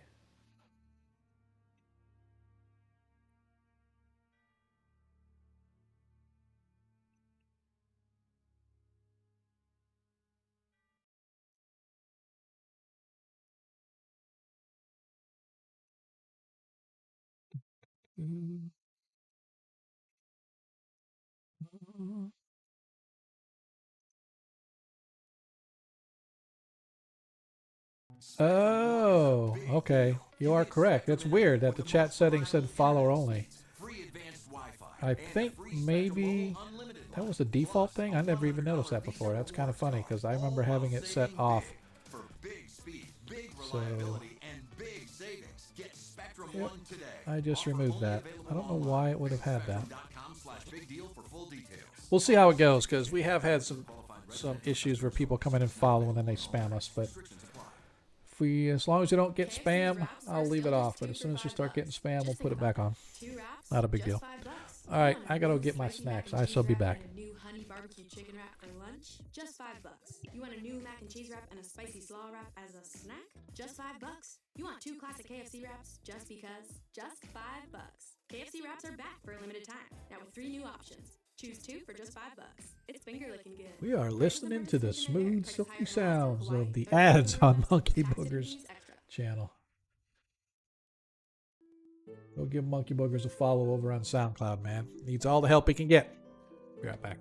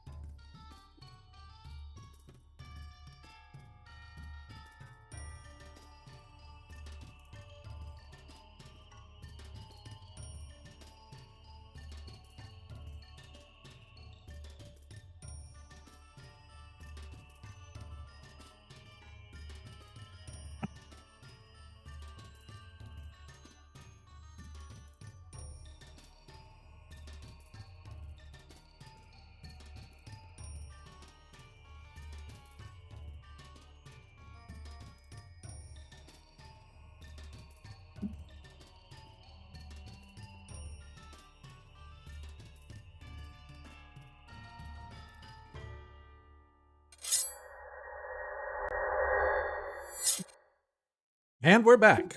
Hello, everybody. Welcome back to Agora Quest 21 Shots. I am Sean, your host, bringing you together with the finest first edition gamers this channel has to offer. The only first edition gamers this channel has to offer, but that's beside the point. They still are the greatest and the finest. I just replied to GDTRFB. I'm not sure if you saw or not, or if you're still here, but I didn't see your question until we were on break, and I just got back from stuffing my fat face with chicken and rice because I am a pig and I like to eat. But yeah, we did lose a player, but not because the player was quote unquote killed off or died or whatever the case may be. That player managed to get back with his face-to-face game, and so we just sort of worked him out of the story. We actually lost our magic user as well. But Baron was picked up by another guy. Daft. I'm not sure where Daft is at. Daft is old like me. And it's been 3 weeks since we gamed. Our last game session was actually the 18th of December, and then we went on hiatus. Bunch of people on holidays and breaks and stuff like that, and I didn't want to have a whole bunch of people missing during the games. So we just elected to wait till after I got back from my vacation, because although I worked through the Christmas holidays, I went to see the grandkids this past week up in South Carolina, and so we got back last night. And so tonight is our first time back, as our party is trying to figure out what to do about this evil cult of IUs, although pretty sure I know what they want to do based on right before the break. But just want to reiterate for those that did just arrive or that are new followers, we appreciate you guys showing up, giving us even a little bit of your time. We definitely enjoy doing what we're doing, having a good time. We are a stream where, unlike a lot of the other streams, I'm the only one that gets on the camera because we don't want to break the internet, right? If the rest of our guys got on stream, we'd break the internet. That's just how hideous we all are. So we just want to make sure. Speak for yourself, DM. Yeah, well, Ronnie is the lone bright spot in all of this chaos that's going on and whatnot. But we appreciate you guys taking time out of your Monday night to come hang with us. We are here every Monday night as best we possibly can. We do have interruptions, of course, but for the most part, every Monday night. Every other Friday night is our 5th edition stream. Feel free to come check us out there. Both games are in the world of Greyhawk. It's the only game system I've ever actually DM'd in. And I will say that I'm actually playing in the Forgotten Realms as my son. Now that he's graduated college, he's decided he wants to get his hand into Dungeons and Dragons because he's watched me and his little brother do it for so many years. He's starting to check it out now. Dude went batshit crazy and just bought, I think, everything that WotC had to offer. I guess. I don't know. It's like he showed me his bookshelf after Christmas between what his friends got him and what he bought. I don't think there's a book, and I don't mean like I do the digital copies because I'm a digital guy. I like the hard copies, but I use the digital more. Dude has every hard copy of everything they've got out. And then the one thing, and they're like, dude, why did you end up getting Eberron? Because it looks so cool. I'm like, Eberron's its own setting, right? But okay, anyway, whatever. But he's getting into it, and so now I am playing a dwarf cleric of Dumathoin in the Forgotten Realms. So that's actually kind of fun. Get a chance to play. I don't ever play, right? I've been playing DMing since 1980, like 80 or 80. I think it's 80 because I think I originally heard about it in like 78 when I was with some friends, and he talked about this game called Dungeons and Dragons. Never was into it until I got into high school. About my junior year of high school, sophomore of high school, about 1980. And then I started playing, and we had a Monty Hall DM. I mean, we did, and you can attest this, how difficult Lando is, how difficult GDQ is. And we went through GDQ, got to Lolth, threw a time stop, slit her throat, game over. I'm like, didn't check for like magic resistance, nothing. Just straight up, time stop, therefore she's dead. And so I told myself, this game can't be that easy to kill a demoness with like one shot, one kill. So I started DMing and I Were haven't you, looked. were you in the abyss? Because if you're on her plane, she nullifies everything. I know. That's what I'm saying. We met at the very I'm gonna, end. yeah, We I'm gonna met her, that and way. he cast time stop, and the DM's like, oh, okay, she's frozen in time. I walk over and I slit her throat. Okay, she's dead. All right, that's it. We loot her and we go. And I was like, it can't be that easy. Yeah, And there's so no way. exactly. So I started DMing and I haven't looked back. And so I never get a chance to play, or Yep. very rarely. And even if I did want to play in a lot of games, I just don't have the time that I can commit to it. But I told my son I'd play in his game, so he does his game Thursday night. And as soon as he said he had a game together, he's like, Dad, can we have it at your house? Because I don't have a table big enough. I'm like, oh, you little dick. You suckered me into that one, that's Yep. for sure. So anyway, I like to welcome everybody. We definitely appreciate the follows. As I said before, as you watch streams and you earn tokens, you can trade them in underneath the chat box. There is a little icon. You click that icon on the bottom left underneath the chat message box. It's if you mouse over it, it says gross marks. That's the official term for coinage in Parentland, where this game originally started on my 5th edition game. But anyway, you click on that and it'll open up a window and you can trade your tokens in. When you have enough, you can get a Nat 1 or a Nat 20. Trade that in. Let us know who it's for. We'll assign it to that player. And then the player will be able... There you go, Gamran. Who's that for, baby? For the party. All right. So the party now has 5 Nat 20s. I think this comment's going to go pretty quick based on that. But appreciate that, man. So anyway, you trade those in, and they can use those to swap out any dice roll. So if they want to, if they roll and they miss, they can use that to hit. So currently the party has 5, the DM has 1.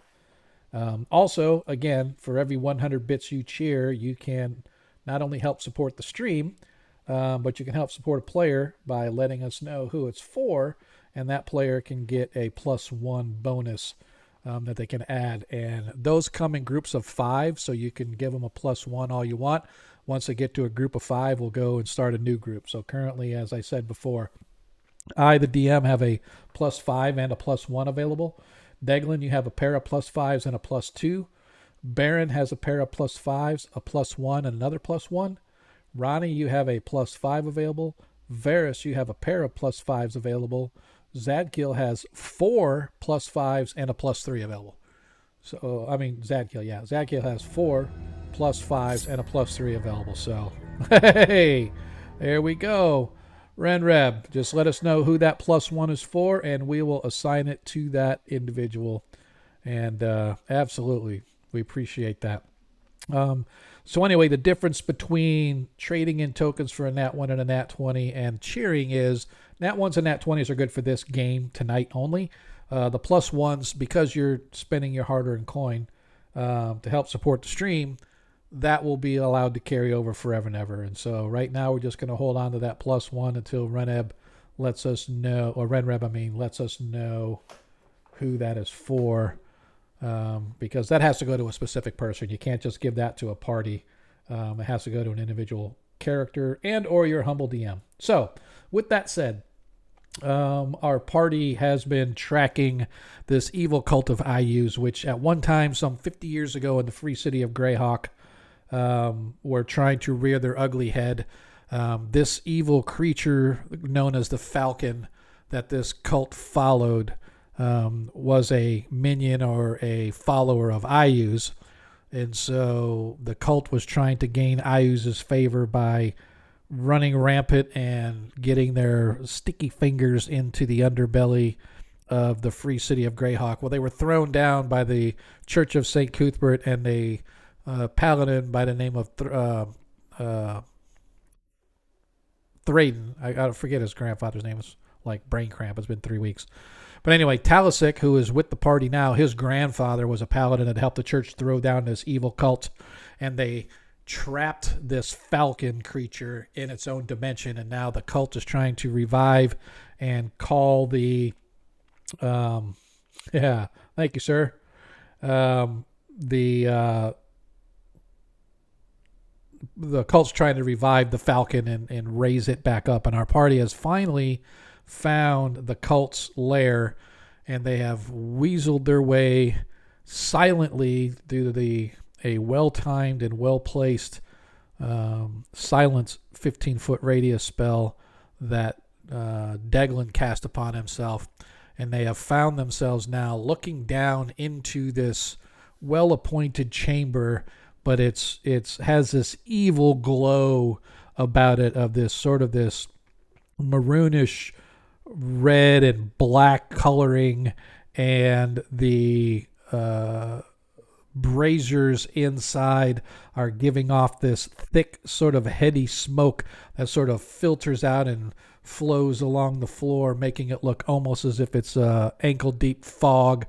As in the center of the circle of all these clerics, as they're chanting, you can see this void has opened up in the floor where the symbol of Ayuz is, and it's sort of like a black hole in reverse, as whatever's inside is becoming to spill out in the form of smoke and little flickers of lightning, almost like tendrils, snake tendrils flickering out along the floor and flashing along the within the clouds of smoke that are sort of coming up from wherever this abyss that is being opened into. And if you can see what appear to be the three main clerics, or at least three of the more heads of the church, if you will, are at the far end, and the one in the center is reading a scroll of some sort, and Baron, listening to the words of the arcane, realize that it is some kind of a wish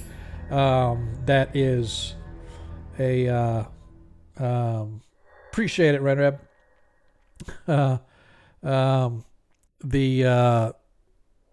He's telling you it's a wish of some kind, and that was where we broke before we left. Or let's just say that's where we are before we broke and went on break. And now that we are back, let us find ourselves back into what is probably going to be some kind of a combat. So let me do this. I hate this when every time I click on a token on here, it pops open their sheet. Not their sheet, but their like ability score. Like if I click on it doesn't do it for him. It doesn't do it on any of these, huh? It's weird. It doesn't do it for. I guess you have to own the token. But anyway, when I click on it, it opens up sort of this menu of abilities that they've got, and it drives me crazy sometimes. So I got a question, DM. Yes, sir. You said that a silence 15 radius was used. So you're saying, are we still within that silence 15 radius? Negative. As you guys, and you came in just at the end, as you guys came up to this platform here, you found there were 4 guards or 4 cult members, and right at the end of that combat, the silence faded away because you guys had he had the silence on him as you guys moved rather quickly down the hallway through you were following the sounds of the group as they were chanting. It's almost like a heartbeat, like vroom, vroom, vroom. And as you guys were moving, you sort of had a sense that it was coming from sort of the center of this whole complex, but you couldn't really be sure 100%. But Varys managed to do a hear noise, and he discovered that it was coming from the direction you guys are moving. And when you came up to the top of the stairs, it was very, very evident that it was coming from behind this set of ornate double doors. And as Talisic sort of cracked open the door and peeked in, you could see this chamber beyond. There's a steep set of padded stairs leading down into this sickly, ornate chamber of black obsidian and reds and maroons and whatnot. You can see that there's a couple of stairs running up the side, like there's some sort of an archway or maybe some sort of a gallery above you guys. Like, so you can't see it. All you see is the stairs going down here. But in this area above the stairs, you can see that there's these ladders going here. I say ladders, steep stairs for those in the Navy. You see these steep stairs coming up here, up to platforms to either side, and it looks like there's some sort of a gallery or maybe think of it like a gallery in a theater as you're looking over. So if there's probably like a box seats up here above these stairs, like there's something above it, but you can't really see what might be there. But you do see that there's these stairs leading up to some sort of a platform above. But you're looking down upon these several cult members. There's like 4, 8, 12, like 15 of them that are down here. 3 of them look like they're probably cult leaders because they're wearing different styles of robes and they're at the head, and the one in the middle is sitting there reading off some sort of a scroll of some kind, and he's chanting, and as he's reading the scroll, the chanting is just rum rum rum. And that is where we found ourselves at the last. So first of all, I would like, if you would be so kind, somebody pick someone from the party and roll me a die 6 for surprise, please.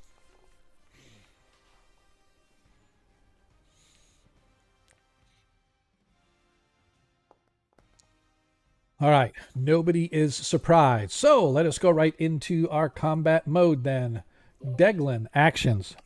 Spell. Spell it is. Ronnie Noblight, actions. Yeah, I'm casting a spell, DM. Roger that. Varys, action. You are already invisible because you were invisible. Yeah, I'm gonna make my way down and let the spells go off, and then start going after the main priest. Gotcha. If I can get there. All right. Yeah, you can. We'll see what happens with the spell. Yeah. Right. So it's 75 feet down there. So it's right at 90 feet because that's like straight across. So including down and over, it's let's just call it an even 90 feet from where you're at right now to where they're at. I'm gonna draw my dagger and venom. Okay. I have that ready for the stabbing in the back. Gotcha. Or in the front, either way. All right. Zadkiel, action. Yep. Gonna fight. With your sword. Mm-hmm. All right. Baron is going to cast a spell, or at least he's going to try to cast a spell. And Talisic, let me double check. I don't know if he's got any. Nope, he's got a couple spells, but he doesn't really have anything that would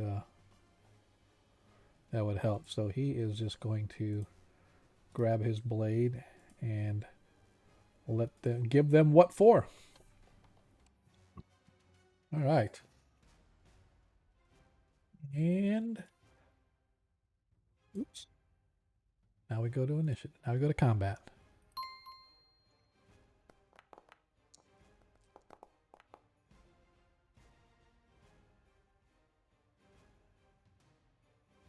All right, Ronnie Noblight, you are up first, sir. Go ahead and cast your spell. Well, all right, DM. I'm going to step right there. I am casting. I haven't done this in 3 weeks, so it might be awkward. Fairy Fire. Now, it goes 80 feet, DM. Okay. So I'm thinking those 3 primaries might be just out of range. Okay, don't forget, you can move up to 10 feet and still do your action. Well, you see, it shows 80 foot from where I'm standing right now. Okay. So What is the range then? 80 foot. Then you should be able to get them. But if you're not for sure, you can still move like right to here, just inside the door, and that would put them at 70 foot, and that would definitely put them in range if you wanted to do that. If it won't let you target those. But yes, they appear to be. Yeah, let me try and remember how to target on here. It's only been 3 weeks, guys. Come on.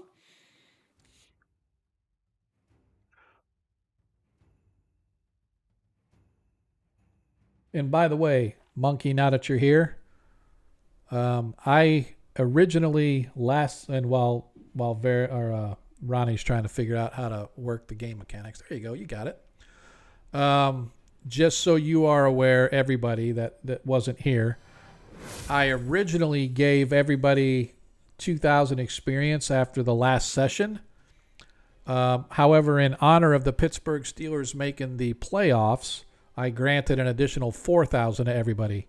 And between those two, that puts Zadkill over the top. So once this is over, then Zadkill will be able to advance himself to 9th level. Oh, you gave his bonus points because Dallas won without any controversy? Wow. No, I gave because the Tennessee Titans took care of the Jacksonville Jaguars. Nice. Because the Jacksonville Jaguars stomped on the terrible towel when they beat Pittsburgh, and they were stomping on the terrible towel and saying bad shit about it, and then they got bounced out of the playoffs. And because they lost, Pittsburgh got in. Nice. Don't mess with the terrible towel, brother. All right, anyway. DM, I have done it. So Yes, plus sir. 2 for us to hit those guys. That is correct. All right. And I believe I am going to I got to look at the range. 5 feet per level. He is, I forget. Were you saying that I leveled, basically? Yeah, you are, but okay. you can't yet. Gotcha. You can't until. So he has to move. It's only 45 feet. So let me see if I move here 10 feet. And let me see. So if he casts it right at 45 feet, which is there, and then it's 80 cubic feet between anchoring points. So let's see, 5, 10. He can capture these guys all in his web spell. So that's what he's going to do. He's going to move up here. He's going to cast web.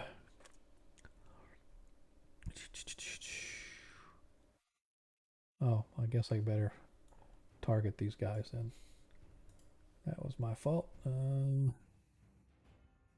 actually can get 80 cubic feet is what? 20 by 2 by 2? Yeah, so he can get these guys 5, 10, 50. Yeah, so he's only going to be able to get these guys right here. So he's going to target them.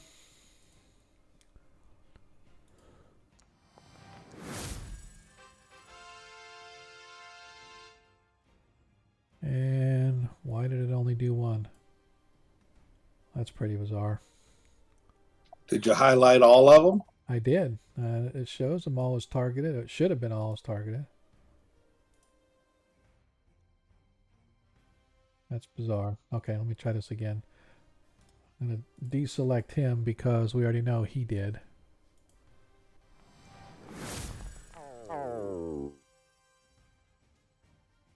And dang it, why did it? This is really irritating me. Let's try it again. I know. All right, so now it got them all. So all of them failed except for the one guy. So let me retarget them all just to make sure. It's weird. Didn't target them all when I selected them all. All right, so now they're all targeted. Now I can go up here.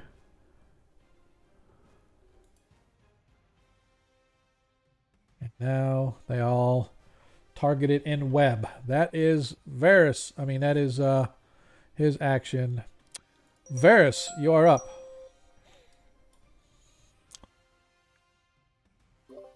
Declan hasn't gone his spell yet, right? Oh, I take it back. Thank you. Declan, action with your spell, please. I'm I'm gonna move 10 feet, Yep. and then I'm gonna check the distance. I believe it's still within. Yep. I can get it to do it. 7. Yep, definitely. I'm casting Cloud Burst, Okay.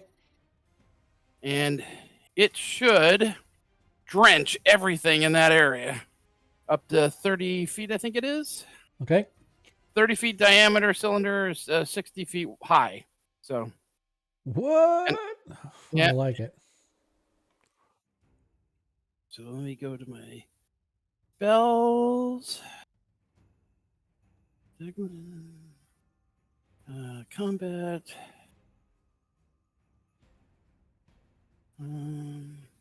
Cloudburst. Cast spell. Oh, I gotta. There's no save for this though, so I don't know why it asked me for a save. But Yeah, it says save. There's a special on the save. I'm looking at it. The Unearthed Arcana. It doesn't say anything about a save. Let's see. We can take a look. Sorry for the delay here. Sometimes it's in the description of the spell. Oh, that's kind of weird because it's like, oh, this Oh, one is for like, magical fires. yeah. Yeah. So it's only But if it's I'm just trying to drench him and get his concentration off. That's all I'm Yep. trying to do. Okay. Should I target him then? I should probably target. Yep. You just need to target him and then just cast. There we go. I think the cast or Yeah, cast just versus cast spell, versus spell, yeah. Okay. Has no more uses, so cast it. Okay, go ahead and do save versus spell just so let's see if it'll do a save on him or not. Yep. It doesn't matter. I will have to do I'll do his save because I don't know why it would have done that. All right, so it's a save versus spells, right? Well, there's no real save. It just drops a whole Well, bunch of it's luck. just yeah, he has to do so Concentrate. well, actually it's not a concentration is if you hit him with it. That's interesting. How does an area of effect work against because this is something I'm not really 100% sure on in first edition. How do you because I know if you hit they automatically their spell fails. Yeah. But what about should. I was going to say, what about in the sense of this spell? It doesn't really do damage or anything. But it would distract him because it's dropping like a rain cloud. Yeah, exactly, and that's kind of what I'm kind of It wondering. It would soak the scroll, soak Yep. him, soak Yep. all the stuff near him. Yep. So I am going to say that it does interrupt because technically it's supposed to be a spell that does damage against them and stuff because he could still be sitting there kind of reading it while hunching while this rain is pouring. It's like standing in a storm outside. But I'm going to say that this targeted cloudburst on him, I could even, well, I'll go with whatever Daglin roll, but that's fine. Why did it do it? So, yeah, see, he would have passed on his, but Daglin already did it. But anyway, I'm going to say that it interrupts the spell, and it doesn't really matter that much because those that are in the web are now completely encased in this web, and they're trying to cheer or they're trying to scream and whatever, and it has interrupted their chanting, which in turn, hey man, thanks for the follow. It's causality. It's a causality. Appreciate that, brother or sister, depending. Anyway, so as you guys watch, as Daglin, as the web spell encases these acolytes or clerics or cult members or whatever they are at the base of the stairs, you watch as Daglin goes in and he sort of waves his hands and calls upon his deity, and you watch as this, like somebody dumps this huge ass barrel of water over the top of the central figure who was reading off of a scroll that you were told by, excuse me, you were told by Baron that it's some kind of a wish of some kind. And as you guys as this happens and he cries out in frustration, you watch as suddenly it's like fireflies flickering everywhere around this void where this cloud of smoke is beginning to pour out, and this light was beginning to form as this bubble of some kind began to rise up. You hear this screeching sound as suddenly the void begins to close and the bubble begins to sink back down as the remaining cult members begin screaming in surprise at the initial attack, not knowing what's going on. But their leader, seeing you guys appear at the top of the stairs, screams out as he is soaking ass wet. Varys. And I'm gonna run the fuck down here. Okay. And you said these guys are in the web? Yes, they are in web, so you will have to go around them or you're going to get in the webs Can I themselves. go up Yes. the stairs Yep. and throw my dagger at this dude next turn? Sure, absolutely. Yep, you sure can. And as you get up, you see that there is a loft right here. You don't see it. There's no platform here to show. But there is a loft that covers this side. So you could go from this side to this side without having to go down the stairs and up the stairs. Oh, that'd be good. That's what I mean. So, yeah, so you can see there's a railing where you're at, like right here. But over here and over here, it's just sort of a platform that sort of covers. So if somebody wanted to stand here and overlook the ceremony, that whatever's going on, they could. And also up here, there's a statue of Ayus that's sort of looking down over the top of everything down there. I just don't have a map piece for that. I apologize. But this is a pretty cool map. Thanks. Thank you. Yeah, so I'm ready to do some Okay. fun this turn. Yep, absolutely. All right, cool. Sad Kill. You're up, good sir. Okay. So you can move a maximum of 90 feet. Just so you know, at the bottom of the stairs here, you would have to go around over to here to get to anybody on this side. So your distance is from where you're at, it's 70 feet because there's 10-foot drop. So there's 70 feet from where you're at to these individuals that are trapped in the web. And so you could get here at 70 feet, so you'd have 20 more feet of movement to go either south or north to get around them, depending upon what you wanted to do. Can I kill them? Well, yeah, you can stab them. It's automatic hit. You just have to roll damage on them if you wanted to kill them while they were trapped and helpless in the web. Sure. If you want to be a paladin, you can do that. Oh, nice. Thanks. You're welcome. I don't know that anybody else in paladinhood would appreciate you killing helpless people stuck in webs, but hey, I will try to cut the web and accidentally miss and hit him. Yeah. I was trying to free you. I didn't mean to cut your head off. I'm sorry. I'll do better on you, friend. Next. Yep, the morals, the moral dancing that our paladin is able to do in his own mind is pretty incredible. Well, I guess I can't do anything. Not true. You can charge down in there. I'm just saying, you can do here, and then you can move. That's 70 feet. So now you can move like 10 feet here would be 80 feet, and then another 5 feet over here. And then you could bop one of them on the head, or you can attack them if you wanted to. I can attack them to subdue them. Yes, you absolutely could. You could whack them on the head to subdue them if that's what you wanted to do. That's not evil. That's not evil. It is not. It's knocking them out to make sure that if they happen to break out of the web, they can't attack. So that I would totally buy that if you wanted to go down there, do that, whack them on the head to knock out. You just have to make sure when you're attacking, you let me know it's for subdual damage only. Okay, I am subduing the one in front of me. Okay, go ahead and target. I'll leave one hit point rogue so you can finish him off. Yep, and by the way, I didn't say that out loud, did I? All right, here we go. I go, Lords of Light, sleep. Okay. I take the flat butt of the sword, the blade. Yep. And when you attack, make sure that you add a +4 bonus to hit. Roger.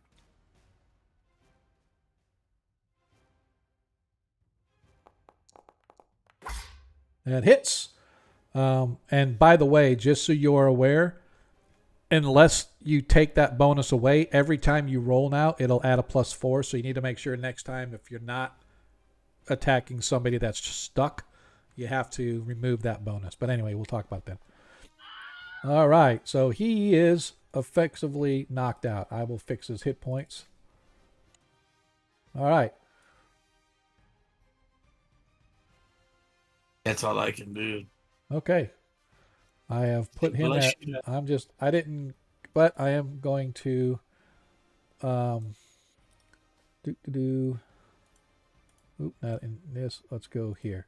This guy is unconscious, so we just make sure that we got him. Okay. All right. That is Zadkiel's move as Talisic. Oops. Dang, where'd that come from? Talisic. He's going to do the same thing that you are, because he is going to follow his paladin pals. Don't forget to deselect that one, by the way. Do combat, longsword, +4. You whacks him with a soft 20.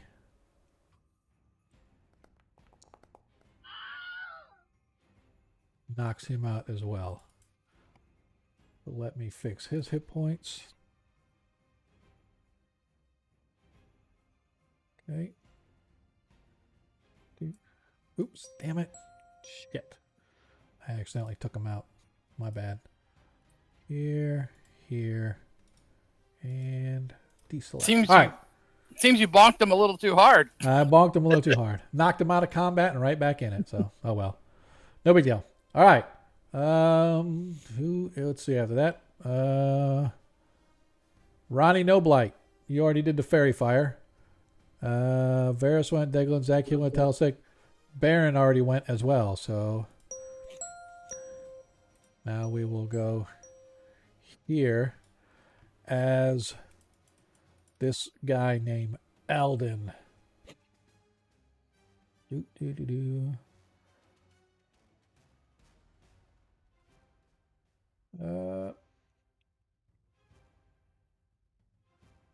is going to move up here. And then, come on, damn it. And he's going to move right here, but he cannot attack. Because, wait, I got to double check. What is his... Yep, he can't because he is no bueno. All right, that's him. As this guy can... He moves up. Actually, he's only going to move 10. He's going to move to right here. What does he got?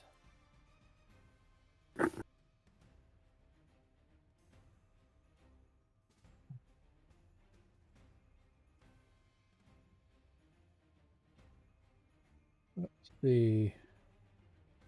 Centered on the caster. 30-foot radius. Move 10 feet. 5, 10, 15. I don't know if... Let me see how far is... I don't know if... it's only in a radius, so this will only affect Zadkiel and the Paladin. It will not affect... it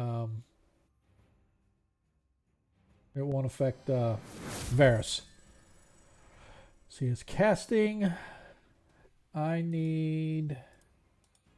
did they get a save versus spells on this? I apologize. There's some of these spells that I've never used as a cleric, at least not in a long time. All right, so that was his. There is no others. There is no saves. Okay. So he is just going to cast it, and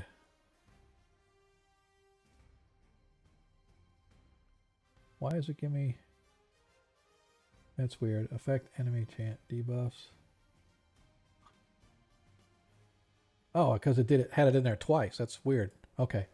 All right. So right now, the everything has been affected as expected as he casts as you guys watch as one of these clerics. And I apologize to the stream for everything getting messed up because every time it goes to the next character, it zooms in on them.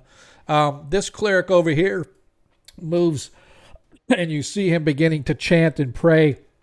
And there's Zadkiel, you and Talisic feel this unholy energy sort of flow over you.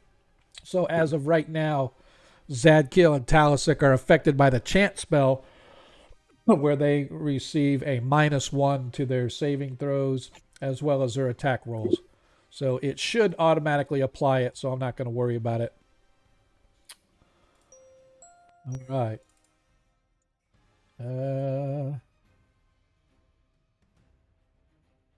All right, what is 60 feet? So what's What kind of spells? 30? It's a chant. You don't get a saving throw versus it. It's just an automatic effect. Anybody within 30 feet of him that he targets. So anybody that comes within 30 feet of that cleric will have the chant on them as well. So he is in range. So this cleric sees. Oh wait, you're invisible. Never mind. He can't see you. He sees the paladin here, and he targets. Is that indiscriminate, like a fireball? What do you mean? The chant? Chant is basically indiscriminate, yes. So there's not a save versus it. It's anybody, allies within 30 feet. Now, let me give you the description here real quick, just so we're all on the same page. For a chant spell, once this spell is cast, the cleric maintains a sonorous chanting of unholy words and prayers, which lend the unholy favor to the cleric and his allies, but also brings disfavor to their foes. While the spell is in effect, his or her allies within the area of effect gain a bonus of +1 to all attack rolls, damage, and saving throws. However, enemies within the spell's area of effect suffer a -1 to such rolls. So right now, anybody that's within 30 feet of this cleric right here, so 5, 10, 15, anybody in this whole chamber that's right here, that's within 30 feet of him, will receive that -1. So there's no save against or anything. It's just is what it is. Gotcha. It's like a bless kind of. Yeah, it's exactly. It's like bless, only in reverse. It's a chant, so it takes away as well. You All got that 20, GM. Oh, From itself. who gave me the nat 20s? Now I got times 2. Excel. Thanks, Excel. Appreciate it, dude. I'm sorry, I'm not watching chat. I'm trying to figure out how these spells work. Anyway, so you guys remember, keep me alive, because I told you. All right. Appreciate you, Excel. Thanks. Anyway, you guys watch as the next cleric, he sort of looks over and he begins chanting and casting, and he points his finger at Zadkiel and says, "Freeze!"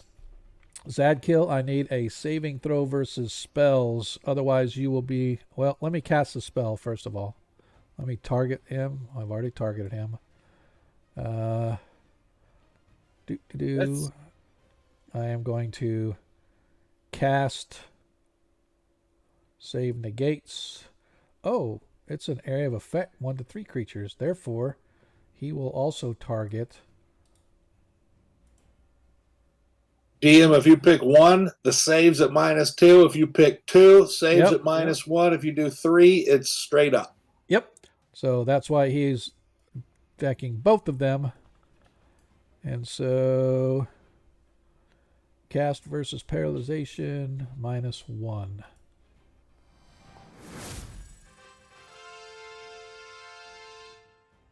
So looks like both of you guys succeeded. Therefore, his spell failed. Yay me. Stupid clerics. All right. Right. This Don't be cleric. hating. This cleric moves to right here. And do. I can't see that.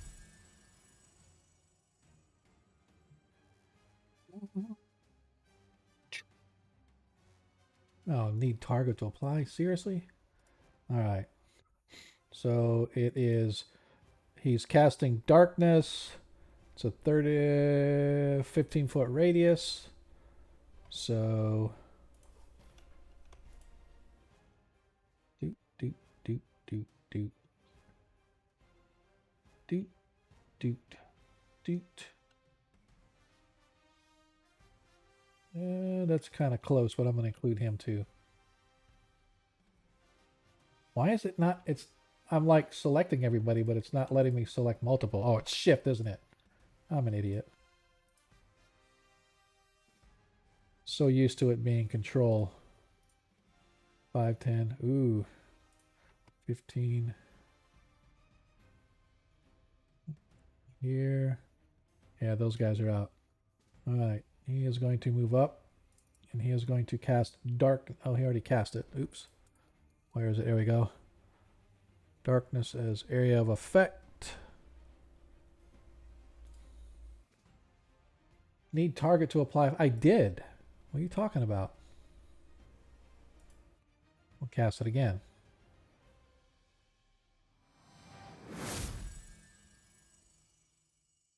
All right, I give up. He's cast darkness 15-foot radius, so this whole area around him is now completely pitch black. It won't let me apply the effect. It keeps saying you got to select. I'm like, I've selected like a whole bunch of people. Why is this not?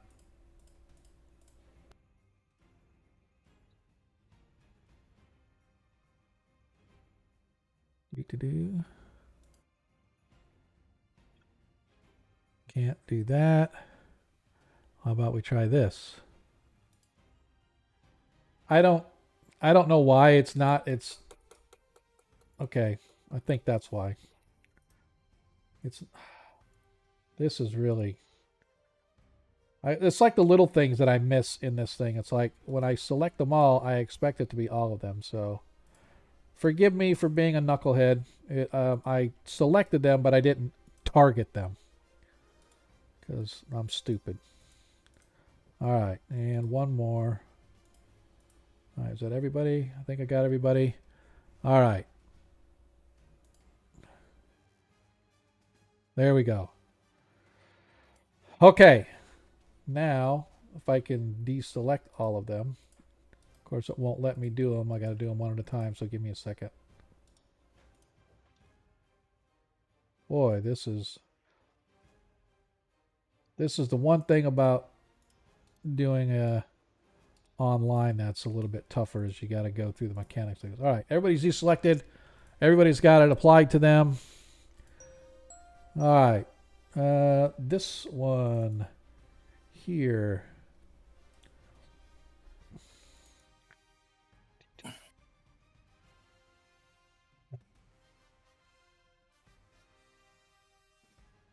Is going to begin to chant as well. So, I wonder if I can do this. Yes, I can. And does our paladin friend grant a save? So yeah, it's like the attacks against evil will be a +2, but you're at a -1 because you're in the effect of a chant. So yes, the everything should be affected as such. So Well, yes. I'm just wondering if it will help me if I need it. Yeah, as long as you're within his aura. As this one also casts a chant. Seriously? Come on. It's like when I cast the spell, suddenly now it it deselects everybody. Now I got to go back in and select them all again. Oh, he's not affected. He's not Well, affected. the He's not. server disconnected for a minute, so Yeah, that might have been what happened. I don't know, but it's really annoying. All right, so now I can apply the effects there. And now I need to do the effect on the enemy. Effects there. And now I can deselect everybody. Boy, that was a pain.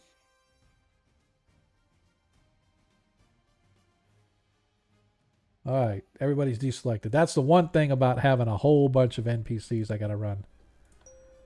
Here, this one is just going to...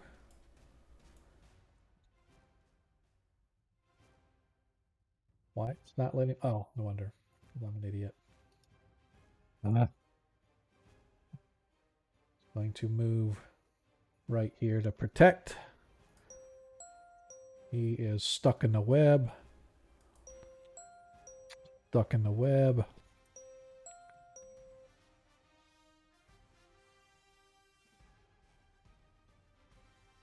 Here. Stuck in the web. And stuck in the web. Who else we got? All right.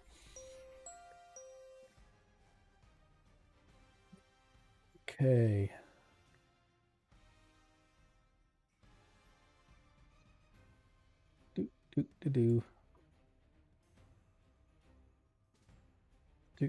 You guys watch as this not sure where that was from.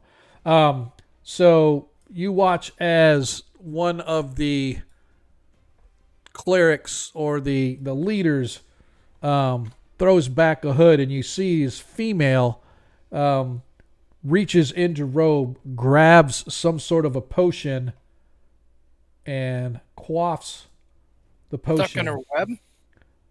She's not stuck in a web. Who's the This one, no, the ones in the stuck in the webs are right here at the base. These four at the base. Not the web couldn't reach all the way over here. Oh, okay. So I thought the fairy there's fire. something green. Oh, that's what that is. The fairy fire. Okay. Yep, fairy fire. Let's see, where am I at? This is going to be interesting. I'm going to have to know what the rules are. But anyway, as she fades away into... Technically, I guess you guys probably couldn't see it because there's this big, huge ball of darkness between you and there. But that's right. You watch as she imbibes a potion and fades away. I need to look, Ronnie, if you could tell me how fairy fire affects an invisible creature. Like, you targeted her, she was caught up in the fairy fire. I believe that they're still silhouetted by the effect, DM, but I will look. Yep, I'm pretty sure you're correct as well, because the next step is to obviously dispel that. So I need to know. All right. Well, DM, it doesn't say anything in the player's handbook about it, so Okay. I will look in the monster or the DMG and see if there's something about it. Okay. Oh, what, are you kidding me? All right, I'm not even going to worry about that right now. I've got it in the book. None of his spells are put in there. Somehow, I know I put them in there because I had all the other ones in there too. All right, let me get to my priests, please. Where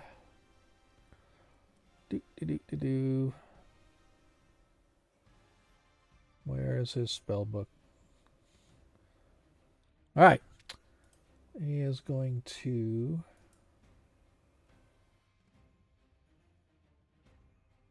Where is the... Sorry, I have to look at this. Man.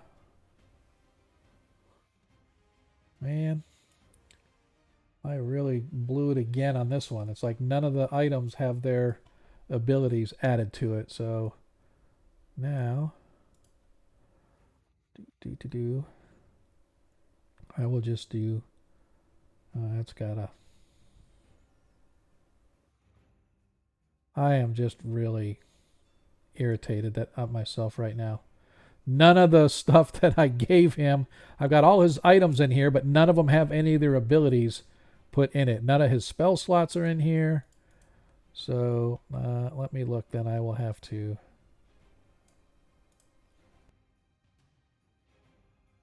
Trying to look at what spells I could give him. That would be. And I apologize to everybody out there watching because this is just completely unacceptable. I don't know how I missed not putting that there. All right. Let us go with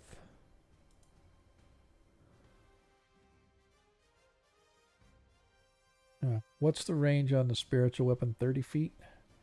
All right. He is going to target Zadkiel.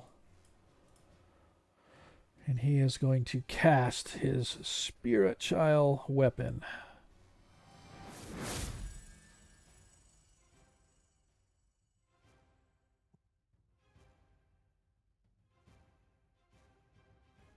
All right. So it's like I cast it. Isn't it supposed to do? I guess I'll have to. Does it? I thought it attacked this round as well. It's supposed to. It's saying that you actually applied it to Zadkill. Yeah, like you gave it to him. Yeah, that's like I'm wondering. It's like, okay, that's not what we want. We want. No. It should be you just target him and make an attack. Well, see, that's what I thought. I'm wondering if it's one of those automatic go around, and I like applied it, and so that's who it's attacking, and so it'll go around, and then it'll like again. I've never messed with that spell before, so I don't know how that works. I guess I'm gonna have to look at the game mechanics on this. So I'm not sure. In this game mechanic, I'm wondering if you cast it, you apply it to somebody, and then when they come around to your turn again, you can roll for the damage against them to see if it hits. But I am just going to roll to see if he hits. Yeah, that's how I usually do it. Yep. So I am just going to move him over here for right now. He's going to target Zadkiel. He's going to attack. And he missed anyway. So his spiritual weapon missed.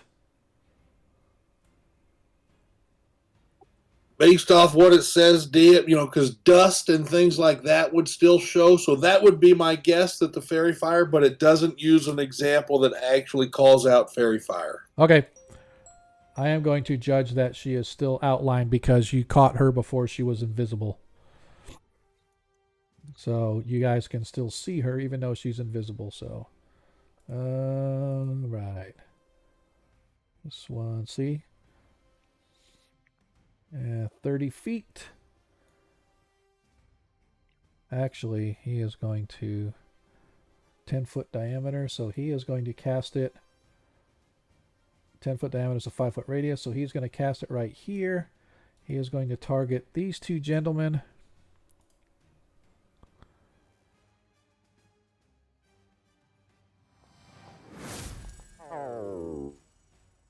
And it shows that Zadkiel and Zadkiel failed, and Talisic also failed their saving throw. As you guys watch, as the other priest or cleric or whoever he is on the other side sort of raises his hands, claps them together, and you watch as this column of fire just appears above Zadkiel and Talisic, slamming down on top of both of them. Ring of fire. I was gonna say I do get a +3 to my saving throws. It gave a +4 actually to your save. Oh, okay. Well then. Yep. And it did. Why did it say 31 to him? 43 to Zadkiel. Talisic took 31. It should have been the exact same. Actually, from what I'm reading, it shows Zadkill 31, Talisic 31, but it has Yeah. Zadkill's photo. Yeah, that's what I'm saying. What was Zadkiel's? Yeah, his hit points were like down. You I, know I you healed. have. Yeah, that's what I'm saying. Is though it he didn't He took other stuff. he took yeah he took other damage before we got here. Um. From the time, so that's what I'm saying is that they both failed. I don't know why it showed 43. It should have only been 31 for both of you because I never do individual damages. It should be just in the game mechanic did it. So Yeah. um We need so to remind Sancho of all his pluses. Plus, there's 5 nat 20s he can use. well that's true, absolutely, yep. So even if he yeah, so again, so here's what we got right now. You healed him. I know he was still down 7. He had 42. So here's what I'm going to do. We're going to go back to 42 because that's what Zadkiel had when you healed him. I remember that. So we're going to start there first of all. Okay? Okay. All right. So Zadkiel, he took 31. So that would put him down to 11 hit points. Unless you want to use one of the nat 20s, and that will take it by half, so he'll only suffer 15 instead of 31. So you have that option. So I'll leave that option up to Zadkiel. Zadkiel, you have a choice. You can take 31 hit points of damage, or you can use one of the party's nat 20s and Or I guess one of my questions would be, how does my fire resistance ring work against all this? Should divide it by half again. well, let me look. Yeah, it says it's equipped too, so it's pretty interesting. So yeah, you should have only taken. So let's see. And it only gave me plus The 4 ring. for the. Yeah, it's immune. Oh, it didn't give me my other plus 3 then. It only Hang gave on, me hang- plus 4 for the ring. Well, here it said exceptionally hot fires of red dragon breath. Their fireballs -2 damage per dice, but always inflict at least 1. All right, so what we But would it have, says here, also under the ring, under the thing on your thing, it says I get a plus 4 on my saving roll, which you said it gave me, but it didn't add my plus 3 additional because I get plus 2 on all my saving throws and then plus 1 for my ring of protection. all right. Let's I would have see. plus 7, so I don't know if that would have failed me or made me. So you have to, I believe. So first of all, D20 plus fire resistance, system mod save versus spells. So, why did it say minus system mod save versus spells? I'm wondering. Okay, so that's why. So first of all, you're in the area of a chant, so that took 1 away. Mm-hmm. So the fire resistance gave you. It doesn't give you any bonus on the saving throw. It just means it takes away how much damage you take. Well, it says here on your item description details, it says exceptional hot fire such as red dragon breath and fireballs, etc. Oh, there it is. You're right. Yep. Your you're right. saving throws I are didn't rolled read far plus enough. 4. Yep. So that's what that plus 4 is for. Okay. So it gave you your fire resistance plus 4, D20 plus 4. All right. And I don't know. And then you Being get a a paladin, normal. I get plus 2 on all my saving throws, and then Yep. and then I have the ring of protection, which was plus 1. Yep. So that's a total of plus 3. So that would have been a plus 7. But minus 1 to that chance, so Yep. So it's a plus 6. Yep. So. I don't know if I still failed or not, but I was just bringing that up. Well, no, you're fine. So if you added D20, it doesn't show me what the roll was though. Where's the roll? It just shows the total. It's like it says the D20, but it just says. All right. So let's just look at this. If you added plus 3, well, actually added 2 more, right? So essentially you get plus 3, then minus 1. So it's another plus 2 is what should be added. You would have rolled an 8. that still failed. Oh, Okay. so I rolled a 1. Okay. Yep. So that still failed. So you would have rolled as with an 8. Your saving throw still failed. So you would have taken 31. It says 6d8 for a total of 31.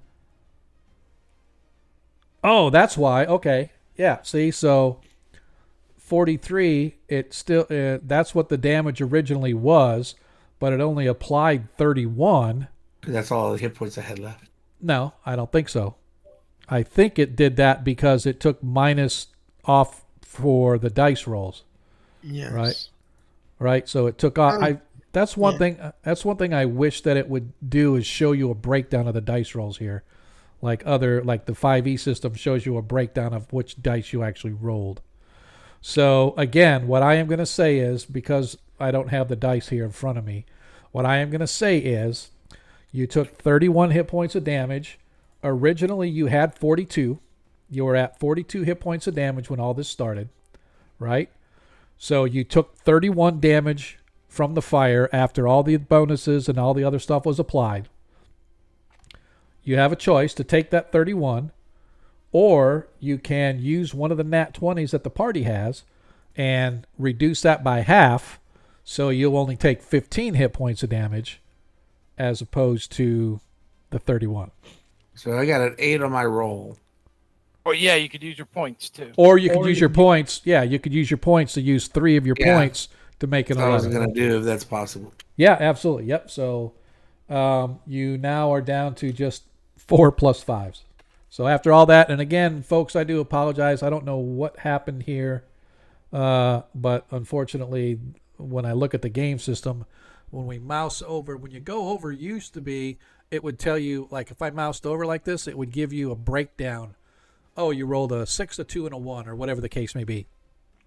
In this case, it doesn't. It just tells me what the total is. So, anyway, bottom line is, you now took half that damage, so you only took 15. So I am going to go adjust your hit points by 15, which now leaves you 27 hit points. And that is where we are right now. And Talisic took 31. I just want to make sure that that took off of his, which it did. That's the first time he's taken damage. So all 31 hit points were taken off of him as well. So I took 16, you said? You took 15. 15, okay. You took 15, so you're down to 27. You had 42, now you're at 27. And just for future reference, if it's hot, like hotter than dragon breath, I think Yep. it says. Yep. -2 per dice. Yeah. And that's what I said is the problem is I don't know what dice you rolled, and the dice don't stay there long enough for us to say, oh, you rolled a 6, a 3, and a 5, and a 2. Because what I you're didn't roll supposed anything. I know the thing the game system automatically rolls for you. Oh, okay. Yeah, when it casts the spell, it automatically rolls the saves for people, right? So, and that's what I'm saying is it doesn't give me a dice breakdown. It doesn't say I rolled a 6, a 5, a 2, and a 1 to get a total of 31 or whatever, right? Because what I need to do is -2 from each of those dice. So essentially, I think it did roll it though. So 6 times 2 is 12, right? Correct me if I'm wrong. 6 times 2 is 12, right? Correct. So 43 fire damage was actually done. -12 is 31. Yeah. So the game Sounds system automatically applied the -12 damage for Zadkiel. What it didn't do, or what we didn't do, is we didn't handle the because it was automatic. We didn't get a chance to say, hey, we're only doing half damage or the case. So at least we know for the fire damage, it's automatically applying what it's supposed to based on what's happening. So that did happen. So, yep. So anyway, bottom line is, looks to me like everything worked out. We are done with that guy, and I think we are done with the end of the round. So, once again, I apologize to everybody in the stream for this being very kludgy.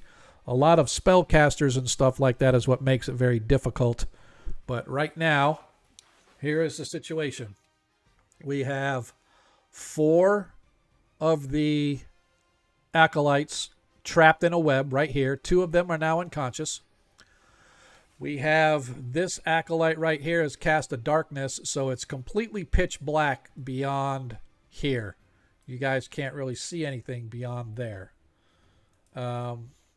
because it's just pitch black down here now. Even these guys in the back that are down here, you can see them as they moved, but it's still, there's a darkness 15-foot radius spell encompassing this whole area down here. So Including me, who's up here. I don't think so. I don't think you're out of range from where So- he's at. So can I see him? So that's what I'm trying to figure. 5, 10, 15, 5, 10. No, you can't, because it goes up, right? Oh, yeah. So it goes 15 feet high. Yeah. So it still blocks your view going down. Yeah. All right. So Is that true also for them, for us? They can't yes. see us? Oh, Okay. well, Yeah, they yeah. yeah, Yeah, we would need natural light. yep, exactly. Like a lanterns with a continual Right? light. Or right like now. a continual light. I think a light spell will wink out a darkness spell.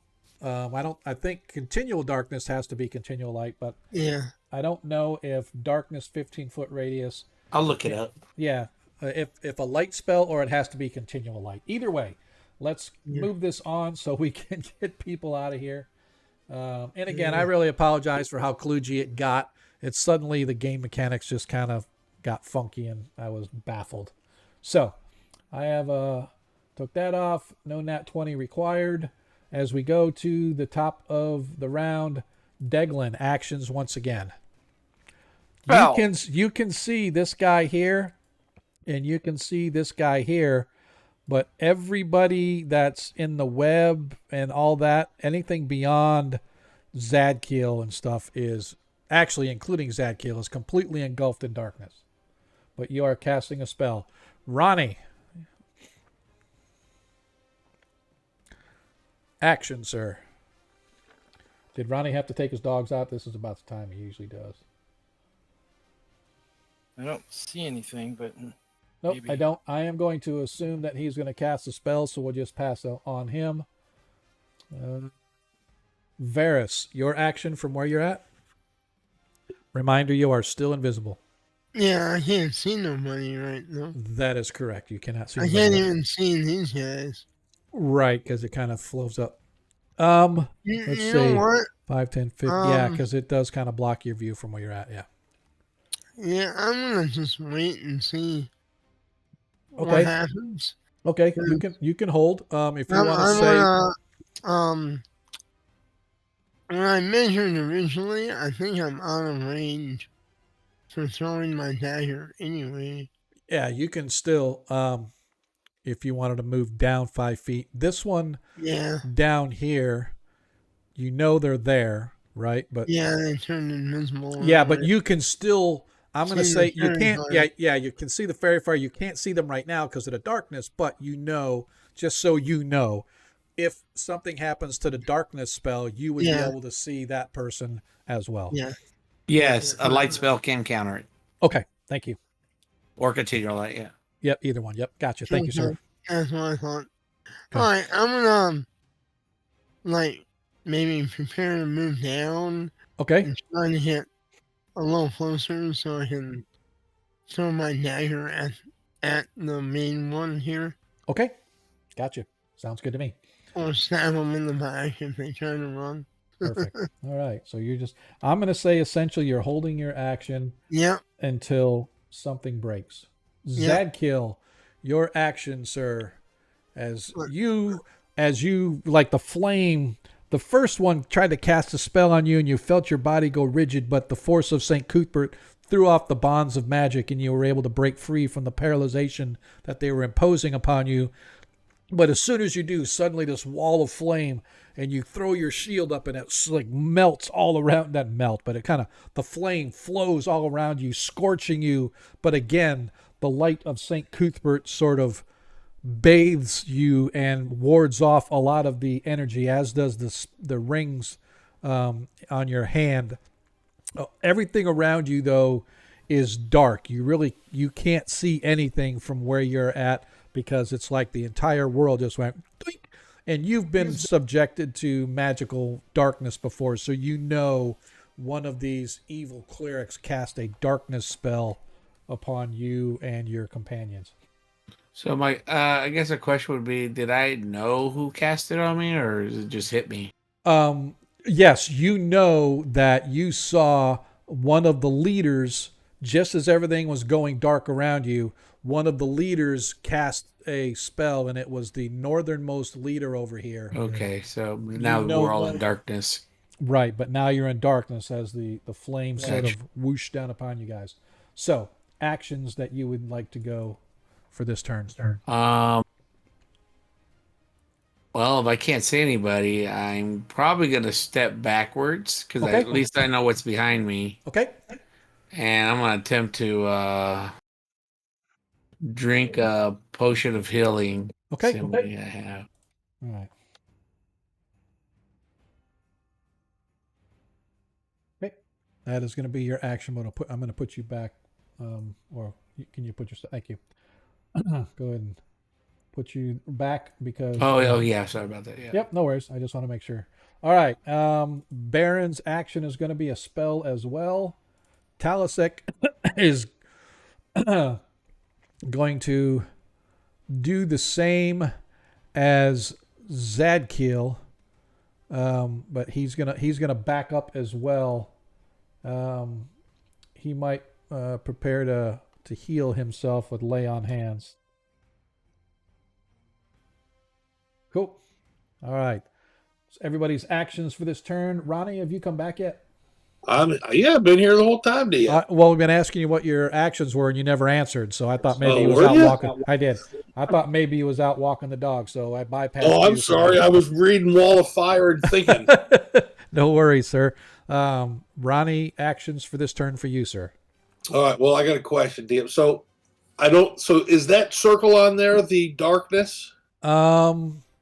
Actually, that circle on there is the radius of aura given off by the paladin, his protection. So no, the spell itself is a 15-foot radius centered on this one that I'm tokening right, or that I'm bouncing right there. So it's a 15-foot circle based on that one. So, All right. and if you can give me an intelligence check, I am going to say that you, as a spellcaster, can see where the center is, so you know where the person who cast it is, at least relatively.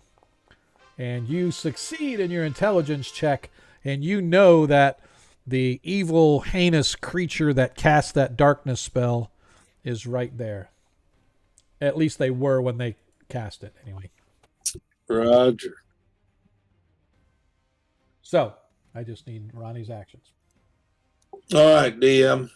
Well, I am going to let me look at my sheet 1 second. You keep moving back. I don't know why you keep moving back through the. Oh, you know what? Because of my hotkey, I think makes me move. Gotcha. Yeah, because you were right at the door. There you go. Okay.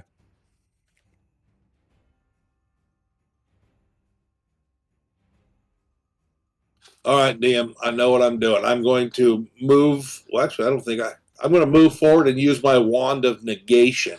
Nice. So I believe that does not have a range. I believe you have to actually strike something with that. Oh, really? Let me click on it and see what it does, what it says. Typically, it temporarily removes the energy from a weapon or something like that. So for that particular... Okay. Well, I was thinking it was a beam I was going to shoot. Yeah, nice try. No, not that. Not this particular one does not know. All right. Well, in that case, DM, I am going to... I do believe I have it. Let me make sure I got it memorized. I do have Dispel. I'm casting a spell, DM. I'm Okay. going to move up and cast a spell. Roger that. Ronnie gonna do spell. Okay. And let me do. And as we this turn. Oh, who wins? Who loses? Dun, dun, dun. Oh. Yay, we win. All right, so where's Alden? Okay, Alden is unconscious. Isn't he unconscious? Where is he?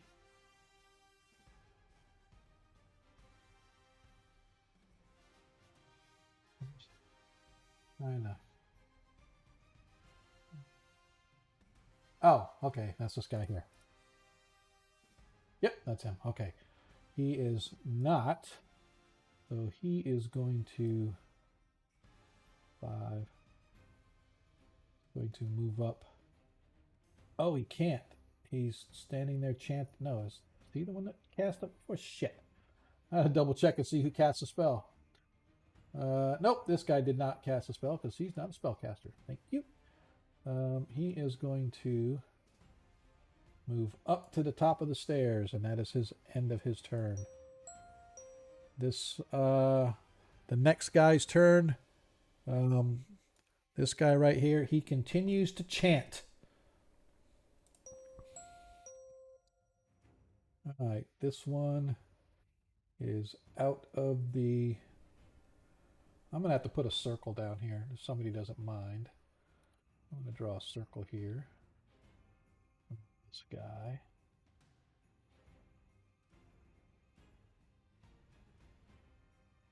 Uh, 5, 10, 15. Oops, shit. My bad.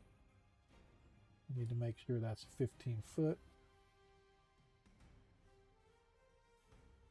All right, that white circle is the radius of the... Oh, can't be. Damn it.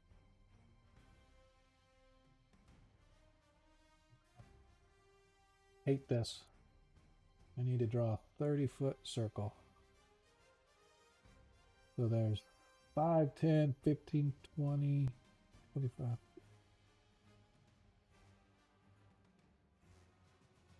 think that's about right.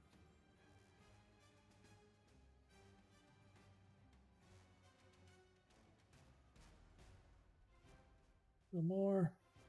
That's about right. All right. That circle is the darkness. So the white circle is the darkness. The yellow circle is the paladin's protection. I just wanted to see where it was so I knew where everybody was. So this guy up here is going to not draw a circle. I'll put myself back here. He is going to move back a little bit from the darkness. And he is just going to wait to see what happens. This guy is going to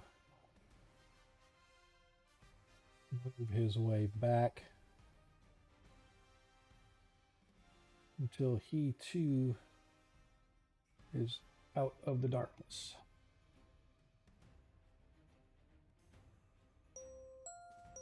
All right, ish. This one here, moving slowly.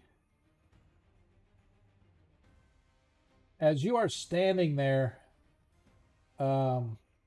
Varys, suddenly appearing out of the darkness is one of the robed clerics. So you have held your action of your dagger. I'll give you the option to stab the dagger here or just let this person sneak past you. Coming out of the darkness, you are still invisible. So I'm gonna let him be for the moment. okay. So If he starts kind of changing the moves. spell, I might do something. Nope. Moved all the way over here on their turn. Looks like they're just trying to get out of the darkness. And now they have a sort of a view when somebody comes right here. They'll come into view down here and they can tag them from here. Same as this one up here. Yeah. This guy up here, do they'll something. be able to attack down below as well. So, all right. All right. Darkness is ruining my Staying. head. Yep, staying there. Staying. I'm going to move back till they can get out of the darkness. Unconscious. Why? Why are they not skipping over? That's why. They're not dead, but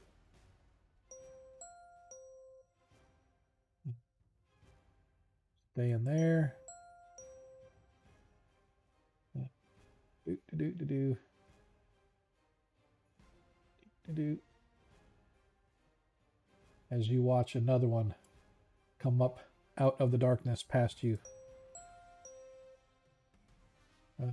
He is stuck in the web, so he can't do anything. All right. Varys, roll me a saving throw versus magic.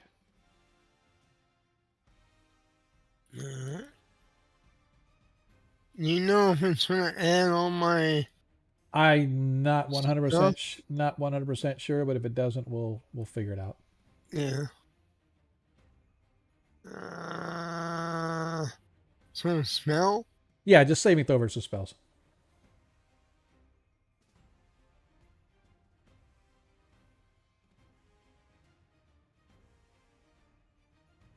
And depending upon the result, I'll give you the option of something.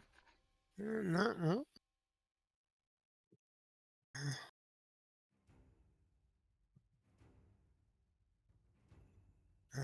It's not working.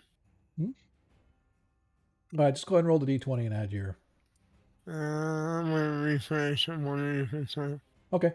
I got disconnected earlier. I'm Yep. wondering if You are within range of Talisik's thing, so you do get a +2 on your save. because I normally have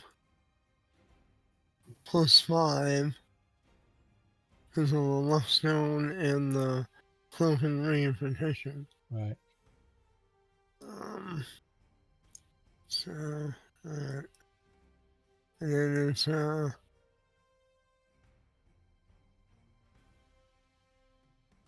right, come on. It's dragon. You see I have 2 because of the Yeah, because of the paladins. Yep.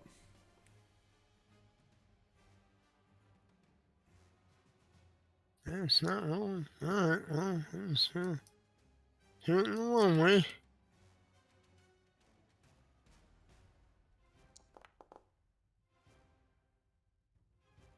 I need 11. Yeah, 12. Okay. So as you are watching, just over the top of the so the spherical nature of this of this spell is such that just on the periphery of your vision you can see, like right here, the oh, that's why. Hang on a second. I apologize because I'm an idiot. Where's my walls? There we go. I'm trying not to laugh. Yeah, it's all good. Just past, you can see the outline shape of the figure who was captured by the fairy fire. One of the leaders is sneaking here, and you watch as a door slides open, and you can see that the figure is going to move through this secret door into what looks to be the sunken in area. Okay. Yeah. So I am going to give you you can try to hit from something from there. Moving through the darkness, I don't think you would be able to get all the way down there and stab and attack before she got through the door. This is the one that was reading the scroll. Though, that is correct. That is correct. Yeah, one in the same Because I feel this one was a leader. Yeah, probably as he's reading the wish spell. But yeah. Yeah, But the I'm one that gonna- was one of the ones that was standing next to him wearing different robes than the other cult members, right? So probably a leader of maybe a lieutenant or something like that, Yeah. perhaps. Yeah, I'm gonna. I mean, I know what they look like, so Yeah. yeah, look at them. So Okay. I'm gonna let him go only because Okay. I was hoping to hit the leader. Okay. Sounds like a plan. Because I don't want to give myself away if I miss Right? with Gotcha. all the Okay. people right next to me. Yep. I'm All hoping, right. hoping one of my allies are going to dispel this darkness. All right. All right. Where we are. But I know where they went, so I did have a quick question. Yes. That leader guy that was reading the wish spell, he cast flame strike on the two paladins within the circle of darkness. No. He was actually on the edge. He's on this. The one that cast it is the one up here on the north. Oh, okay. And he cast it, and he just picked the spot over here, and whoosh, and it's a 30-foot or a 20-foot, 10-foot radius, whatever. So he just Yeah. cast it in this area, and they got caught up in it. So he just kind of guesstimated. Yeah. Knew where they were and casted it to a spot. Okay. And so, yep. That's why I was looking to say, what's the range? Where could he cast it? Where's the edge of the circle? So yeah.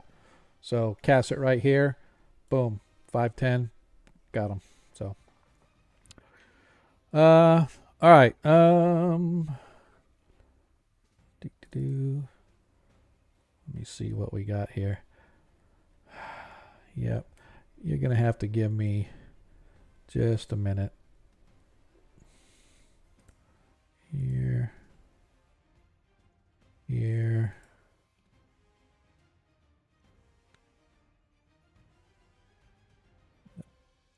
And that. And I do apologize. It's like, why in the heck are none of these spells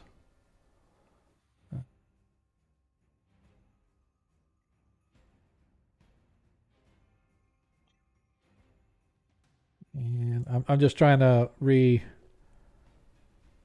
his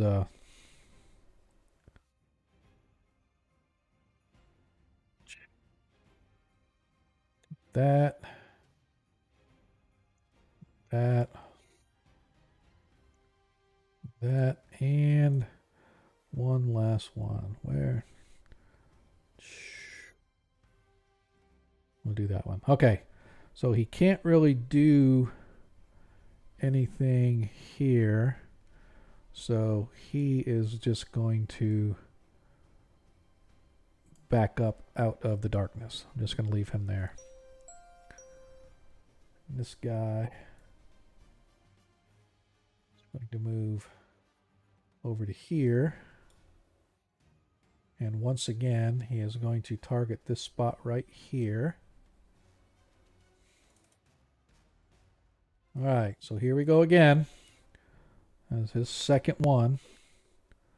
Oh, wait, did I only have one? I thought I had two. Nope, I only had one.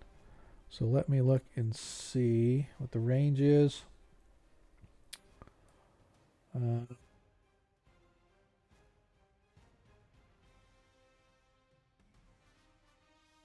All right. So I think, do I have to? It doesn't say they have to see them.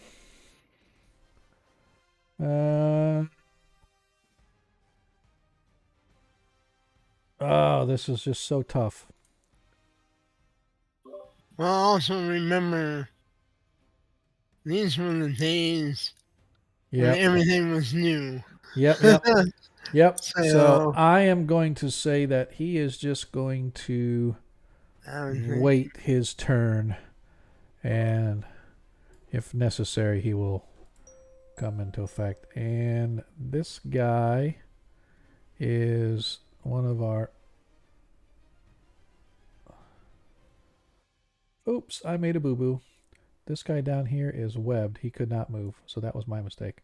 This guy here is out of it, so he is knocked out. So Ronnie No Blight. Spell, sir. And you can put yourself back at the door. It looks like you moved back again.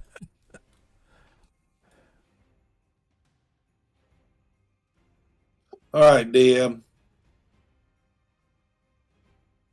I am casting Dispel Magic. It's an area of effect spell. I was trying to make a box out there, and then the box got stuck, and I couldn't move it. I couldn't delete it. It's Gotcha. just out there. All right. Where is it at? I don't see it. Right in the middle of this purple area. Oh, I don't see it, but okay. Anyway. There's a box out there. Oh, I see it. Okay. Yeah, okay. So the spell is a 40-foot, or is it? Hold on, let me look, because it's different for the druids. I'm trying to figure if I just pick one spot, will it hit everything that's within that, or do I need to select everything that would be in the area? That's my question. Well, so typically Dispel Magic is to dispel something, right? Not everything. No, it's an area. It does everything in that area. So read the description for me, because usually it's like if there's a spell, it'll get rid of the darkness, let's say, right? That's Correct. a given. That's a given. But anything else, I don't know how it would like maybe cancel it for that round or something. Like if they had a wand, let's say, and you cast a spell magic. Well, it wouldn't affect a wand because that's a magic item. The only Right. magic items it gets are potions. Right. And Okay. then spell effects. So Okay. it would so the spell effects that are out there would have to be saved against, and then potions would have to be saved against. Okay. So there are 2 spell effects right now. One of them is the web spell, which currently has 2 of the cult members trapped. The other is the darkness spell. So those are the 2 spells. I can tell you definitively that the lesser acolyte clerics don't have potions or anything like that as far as on their items, right? So Right. Well, my primary desire is to hit the darkness. okay, so you can pretty much cast it anywhere you want. You just point to the spot you want to cast it, and then we can just manually do. It's a saving throw against it for the spell. Yeah, so it's an automatic 50%, and then Okay. for every round or every level I'm higher than the other person, Yep. it's +5 for me. But if they're higher than me, it's a reduction of 2. Okay. Let me double check and see what spell. So level. I'm 10th level. Yep. Let me see what level these guys are. Or I gotta see. Okay, here's the one that cast it. No, is that him that cast it? Hang on. I thought it was the other guy that cast it. Right corner, you said was the guy that cast it. Yeah. Yeah, why doesn't it show it as... Oh, there it is. Yeah, okay. So he is a 2nd level.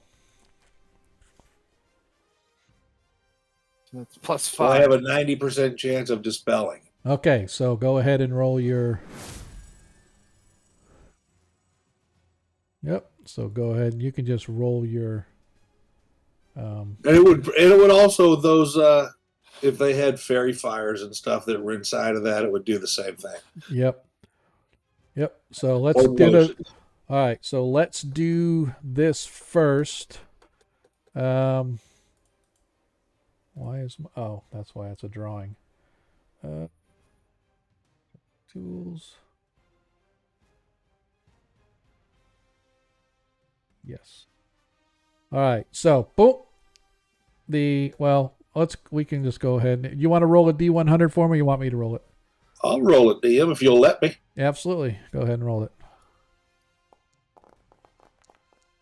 Yep. As the darkness disappears now for the web spell that was cast by Baron. He's a 9th level. 55%. So go ahead and roll another Oh, percentage. the web is actually outside of the range of where I hit. The web is like right here. Oh, yeah, but I should be 10 that direction and 10 that direction. Oh, I got you. Okay, fair enough. Fair enough. Boom. So then it's only the spell. Let me And see then if any any potions, guys. potions that he has. Let me go to his gear. Yep, he has one potion. So So that would be 12th level, so it would be a 46% chance. okay. Go ahead and roll. As failed, so his potion is not affected. So fair enough. All right. So as his action was held and readied, as the darkness disappears, immediately this guy up here in the corner, this one of the lieutenant clerics or head clerics, whatever you want to call them, cult members, sees his two individuals come back into view, and he releases his spell at Talisic Thraden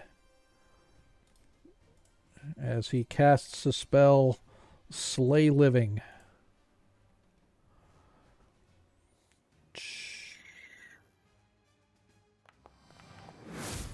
Ho! As Talisic manages to make his save, but he still suffers damage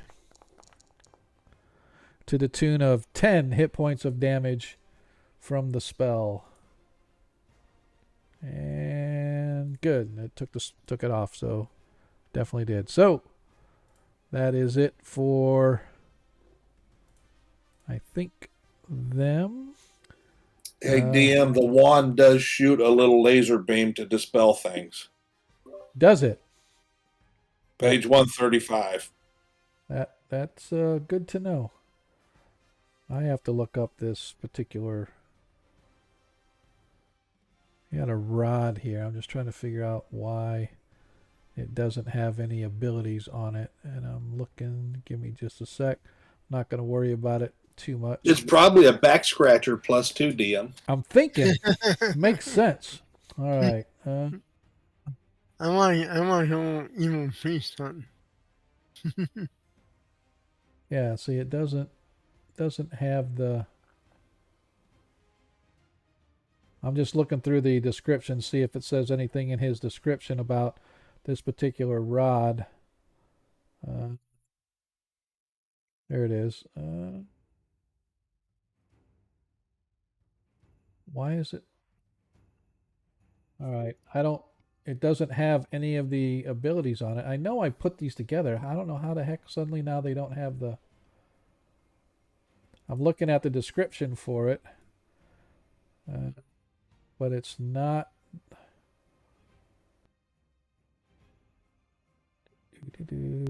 Where? All right. Yeah, see, this doesn't have. It's a rod of terror, but I'm trying to figure out where is. It doesn't give any description. This is a description of a rod of striking. It's like, I don't want a rod of striking. Why is my rod of terror? Let me look and see. You think it's like a wand of fear, maybe? That's what I'm wondering. Something similar, but I don't want to like say that for sure. That's why I'm hesitant to use it. So I'm looking to see if it's. Yeah, it only has. Figurines of one of our power. That's kind of weird. All right, so if anybody wants to do a Google search on Rod of Terror, I don't understand why it doesn't have it in here, but he's not going to use it anyway because usually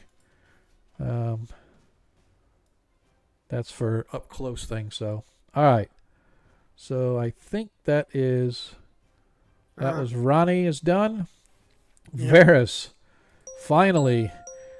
Oh, sorry. I take it back. Deglin, you said you were going to cast a spell, right? Yes. All right, Deglin, go ahead. And then Baron will cast his spell. Nuke 'em. Nuke them till they glow, then shoot them in the dark. All right, so that's 10 feet.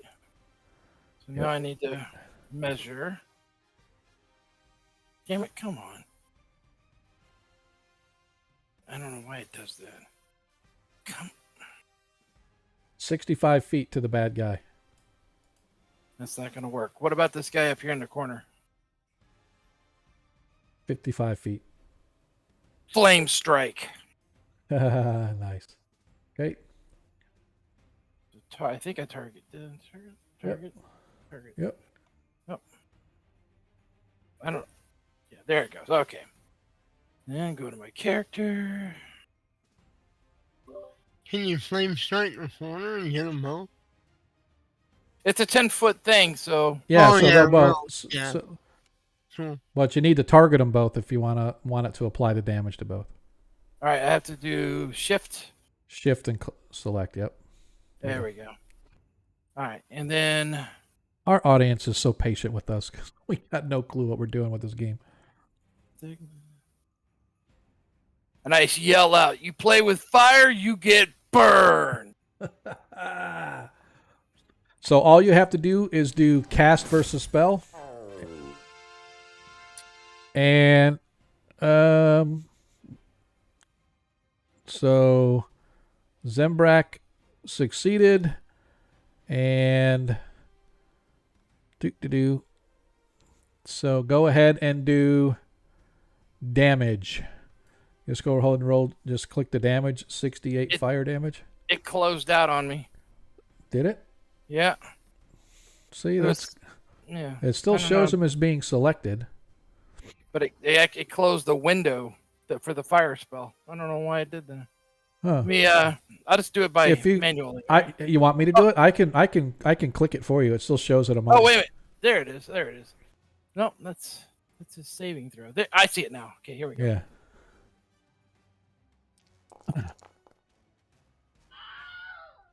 Yep. And what was the total damage? Yep. So Zembrak took 11 and Moltar took 22. So the one guy is dead. The other guy took the damage of 11 hit points of fire damage. All right. Don't forget to deselect them. Yep. That's it for you. All right. And now Baron.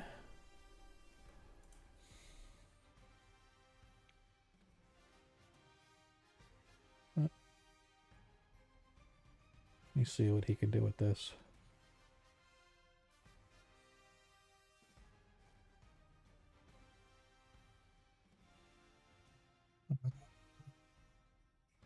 All right. Baron is just going to say, well, if you wait, I got to look at the distance on this. I forgot. Let's see. Distance is 10 feet per level, so he can go 90 feet. Let's go ahead and do the range here. All right, he can hit them both. So he is going to cast Wall of Ice, targeting both of those gentlemen. And let me clear this out first. Oh, it's not him. He is going to cast Wall of Ice.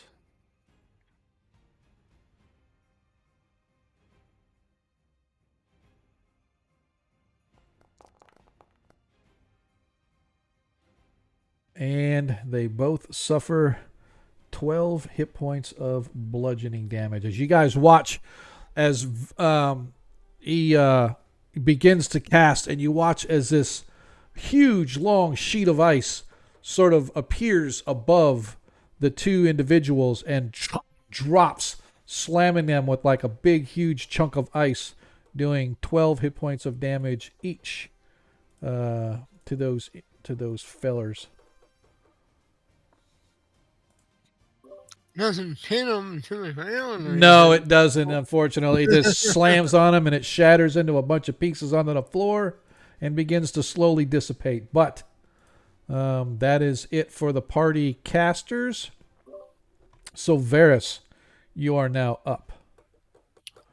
All right.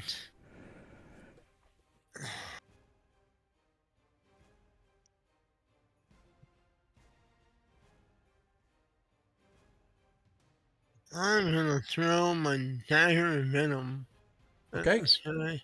Okay. I'm trying to anyway. All righty, sir. Alright. Am I getting a You get well, no. Or not. So because there's evil, I'm going to give you the +2 bonus from his aura because it is against all the evil. Alright. So you are within his aura's range to gain the +2 on your attack. Alright. And he has a fairy fire on him. He so does have a fairy fire, so like- that's an additional +2. Will that add automatically or not? It should. The fairy fire should automatically add, yes. Okay. I don't know about the aura. It might or it might not. So go ahead and add it. I'm not going to worry about an extra +2 or not, to be honest with you.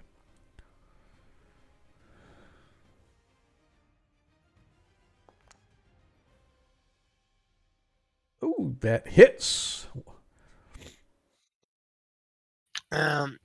This Go. has one of the lethal doses in it. Yep. That's a saving throw Uh, versus poison. Save or die, yep. right? Yep. All right. He suffers 5 hit points of damage. Make sure that came off. Yes, it did. Nice roll. Yeah, man. And save versus poison. Why did it not? Yeah, mine didn't roll for that save versus spell either. So I'm wondering if something is morphy tonight. Let me look. Huh. So there is apparently one of the mods is giving an error. So we ran into this before where I had to figure out what freaking mod messes with it. So usually it had to do with like a weapon or something like that or whatever. But I will go ahead and roll. Well, I want to make sure he needs a 7 to pass. I don't know that he gets any bonuses. Let me double check just to make sure.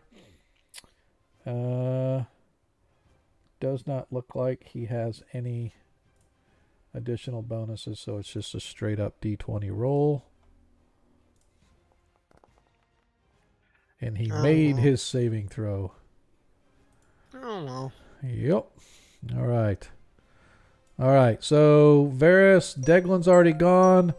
Zadkiel, thank you for being so patient with us as suddenly the darkness around you disappears, Zadkiel, and you can see that there are the 2 guys still stuck in the webs. 2 guys in front of you are still unconscious in the webs, but you see that there are 2 acolytes or cult members that have moved up onto the stairs, and you can also see another guy up here in the corner that looks like he just got blasted with a flame strike and ice from the spellcasters of your party. So I know your action was you were going to move backwards out of the darkness, but the darkness is now given way, so you do have 2 clerics here that you could attempt to get to if you wanted to. Sure. I'll go for the clerics. Okay, it's up to you. It's totally up to you. You've got one right next to you that's still trapped in the web. You can try to knock him out, or you can, or you're going to go after the ones on the stairs that are free. I hit the one that is okay. Needs to be knocked out. All right, go ahead and roll and move there and then do it. Okay, go ahead and do that and give. Don't forget to put a +4 onto your attack bonus. Okay.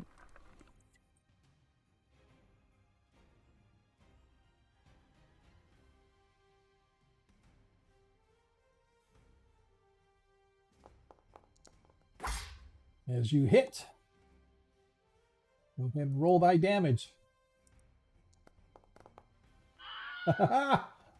As he is effectively knocked unconscious. I'm going to attack my second attack this guy. Give me just a second here. That was Korba. Okay.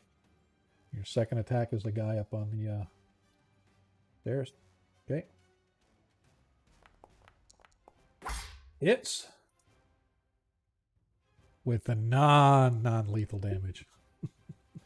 Oh, that one I'm gonna kill because he's. That's what I said. Yeah, So I said the non-lethal damage. Nice. 15 hit points of damage as you struck him. He looks a little tougher than some of the other ones, and he absorbs the blow. You can see that he's got good armor up underneath. So, All right, that's it. all right, Talisic Thraden is going to do as I said what he was going to do. He's going to he's going to put his hands on himself. Oh. Did it give it back to him? 21. Yes, it did. Gave him back his 21 hit points. Nice. That is his action for this turn. He didn't have to move. All right, everybody has gone. Back to the top of the order with actions. Deglin. This is a hard one. I think I'm gonna. Need to get the bigger priest. Yeah, I don't know if I have anything left to get that guy. He's too far away. Well, keep him to Yeah, I'm gonna. I'll cast this. I'm gonna cast the spell. Okay. Ronnie Noblight. DM, I'm going to move forward and use my Master Blaster. Nice. For those that don't know, the last adventure that the party was in was Expedition to the Barrier Peaks. Ronnie is now the proud owner of a blaster pistol with limited number of charges left. I hope he's keeping track. Well, it reduces them when I use it. Yeah. Varus? Oh, well, we have ammo. We do. We have ammo. And I'm going to, speaking of blaster, I'm going to use my paralyzed pistol on this guy. All right. All Since right. I don't know if I'm going to be able to make it to him Yeah. when he tries to run. Zadkiel, action. I do want to say, Zadkiel, you were saying that you were going to drink a healing potion last turn, but you changed to attack instead. So I don't know if you want to continue to attack or switch back to the healing potion, or you still got the bad guy in front of you. So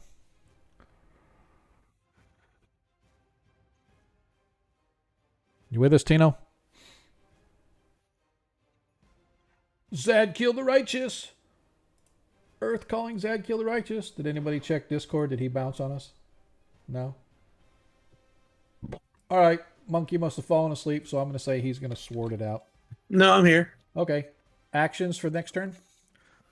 As I said, you still have Kill the that bad guy. cleric. Okay. You're going to kill that cleric. I just want to say, last turn you were going to drink a potion that ended up changing into an attack. I just want to make sure that you're still doing the attack. Baron. Yeah. Baron's going to try another spell. Not sure what else he can do. Talisic is going to move around the webs and take his sword at the others. All right. And that being said, as we move into the next turn, that is where we're going to end tonight, folks. It is getting late. I don't know how long it's going to be before we finish this combat. I apologize that there was such a cluster trying to get some things together with a bunch of spellcasters and spells and game system not working like it's supposed to. It'll give me a chance to figure out a couple of these things, and it's actually just the code behind the game system running. Looks like it's throwing an error under the hood. I got to figure out what's going on, but we'll figure that out. In the meantime, we are going to pause our combat here because, like I said, we're all old. And we need to make sure that we get our beauty rest before tomorrow. So we will be back next Monday for those that want to come join us. We definitely appreciate you guys hanging out with us for at least a little while, however long that may have been. As I said before, every Monday, 7:30 to 11, we are here. Our 5e game is this Friday from 7:30 to 11 to 11:30ish. That one usually tends to run a little bit longer because younger players, they play a little longer. Just kidding. But anyway, bottom line is hopefully you can catch us next week. Normally, I hate finishing in the middle of a combat, but there's still a lot left here. And we don't forget that one of the leaders just got away, and there is an entire complex of bad guys that could at any minute come charging down through as reinforcements. So before all that happens, I want the party to get themselves a good night's sleep for next week, and we can come back rip roaring and ready to go, because I have a feeling next week will probably be see us finishing off this particular adventure. As of right now, the party has managed to prevent the Falcon from being regurgitated from the bowels of the abyss wherever she might be held, but never know what could happen between now and next week. So I appreciate you guys hanging out with us. Players, got anything going on this week that you want to tell us about? Varys, what about you? Anything going on with your games? Lots of games. Have room in a few of them if anybody's looking to join a quality game of some kind. I got all kinds of stuff going on. I'm supposed to play some Pathfinder 1 in Greyhawk on Saturday. Haven't done any of that in a while, so hopefully that'll go well. Nice. Sounds like a plan. So I do. I'm kind of going back and looking at some of the stream and stuff like that. So I'm gonna nice. bug out. Y'all have a good one. All right, dude. We will see you later. Ronnie, I imagine you're already gone. We will see you. I'm here, DM. Well, I'm just saying, I figured by now you're already gone, because when we say we're done, usually the first thing in Discord is like, boom, gotta bounce, we're out. So, but hopefully things are going well for you after this new year. So we will see you next Monday. Sounds like a plan. Thanks, DM. All right, brother. We'll see you. Anybody else got anything they want to plug before we get out of here? I need to figure out. Probably going to go over to Darling just to wish her a happy new year. For those that are new followers, if you have not followed Darling Creepshow, please follow us over there as we go wish her a happy new year. But anybody else got anything to plug? What about you, Declan? You got any armor base or armor things or festivals that you're going to or anything like that? Well, it'll be a Yule festival on Saturday, but Nice. just for getting together and drinking mostly. So that's probably one of the best reasons to get together. That and beat the shit out of each other with clubs, right? So Well, yeah. Well, actually, So- this group uses real steel. Nice. Get anything for Christmas, armor-wise? And for those that don't know, he does like, I don't want to call it LARP, but I guess I've always called it LARP, but kind of, they go out. Medieval combat reenactment. Yeah, LARP. No, that's the foam sword guys. Oh, these are the real deal. These are the Vikings and stuff like that go. Yeah, That's it's kind of for cool, man. Come check our Discord out, man. You can see he posts pictures every once in a while. I want to see pictures where you got like a broken nose and an arm twisted back the other way or something like that. That shows you did real shit. You I know? got concussed once. That's about as bad as Really? it got. Yeah. Nice. I am A pike took my helmet off, and then somebody threw a shot and cracked me right in the head with no protection. Dude, man. I am almost starting to have respect for you now, man. I don't know. What's this world coming to? That's awesome. I mean, not awesome you got a concussion, but it's kind of cool that shit like that actually goes down where you're out there throwing. So, but I do appreciate everybody hanging out with us. As I said, we're going to bounce over to Darling Creepshow. If you have not followed her, I encourage you to do so. She's probably one of my favorite places to go raid. So we got a few out there, man. The Lollygaggers. We got Hero. We've got Little Bird. Oh, Darling's not on? What? Yeah. Did she put something in Discord that said she's not streaming all of a sudden? Oh, computer's back to its BS, so I guess I'll take the evening to troubleshoot. Try to actually solve it. Sorry, guys. Things will be good by Thursday. Man. All right, so let me go over to the actual channel here, and let me see. Let's, you know what? I have not, since I have started following her, I have not actually rated her or watched her stream. I started following, if you haven't ever followed Little Bird 84, she's a gamer, right? She does D&D streams and stuff, but she's usually a player. So she was in one of the streams that I was watching, and I ended up following her. She came over and gave us a follow when we rated that channel and stuff. So we obviously as a community. If somebody as a streamer follows me, I try to follow back. So we're gonna go over and check her out. Like I said, I have right now she's doing first playthrough of Elden Ring. Never played it. I'm not a big online gamer like that. Probably the closest I ever came was when I worked for EA, and I used to play Battlefield a lot. And I was really into that stuff, and we always had Battlefield things, tournaments or combats or whatever. We'd network our computers at work together on a LAN during lunch breaks and stuff, and we'd play sometimes. But anyway, bottom line is, I encourage you guys to check her out. I've watched a couple of her videos, at least some of them, where she does her games and stuff like that. And it's always fun to do. So if you're interested in the game streaming and stuff like that, I encourage you to go check her out. But like I said, we are going to bounce over to Little Bird. Hopefully the thing will show up. Yep, there we go. So hopefully we'll get everybody to go over there. If not, I appreciate it. All I want to say is just remember, in a world you can be anything that you want. All we ask is that you be kind. We will see you guys Friday for our 5e game. If not, same time, same channel, right here next Monday as we try to finish off this Flames of the Falcon adventure. So we'll see you guys. Peace. Peace. And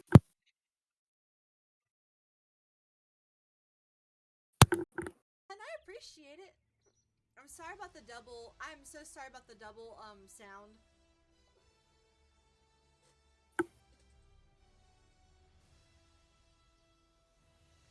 Hey, Agora Quest, how you doing? Thank you so much for the freaking raid. I appreciate it. I got the hiccups. I'm so sorry. They just kind of came all of a sudden. God dang it, I'm so sorry. I don't have a straw for my trick. Dang it, what were you playing? Hey, is it Agor? Agor? I suck with names. I'm so sorry. How you doing? D&D, that's awesome. Dude, I'm so sorry about my hiccups. They came all of a sudden. I'm trying really hard to not have... I'm trying really hard to not have them, but they won't go away. So are you all as well? How D&D go? Area to vanquish the evil? Indeed, we are. All right, guys. Have a good night. All right, man. All right, man. Have a good one, Some monkey. hiccups. All right. Y'all take care. Happy New Year. I Happy usually New have Year. a trick, but I have to have a straw. I don't have a straw on me. Let me try this real quick.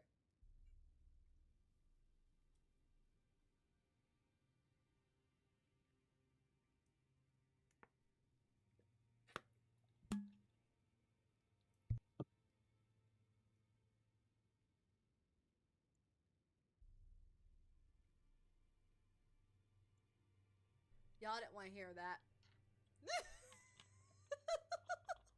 Y'all.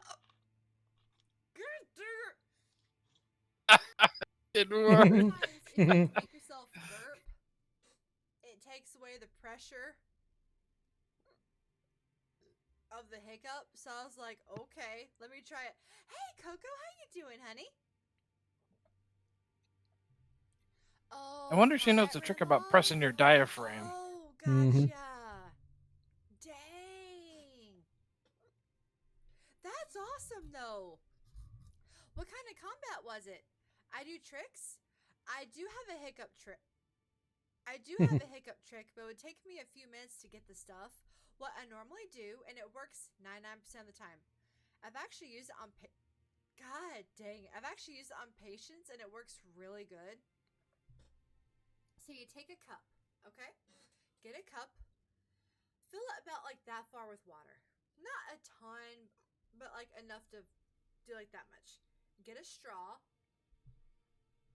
And then when you do the straw, God dang it. You don't pick the straw and the cup up to sip it. You bend at your waist.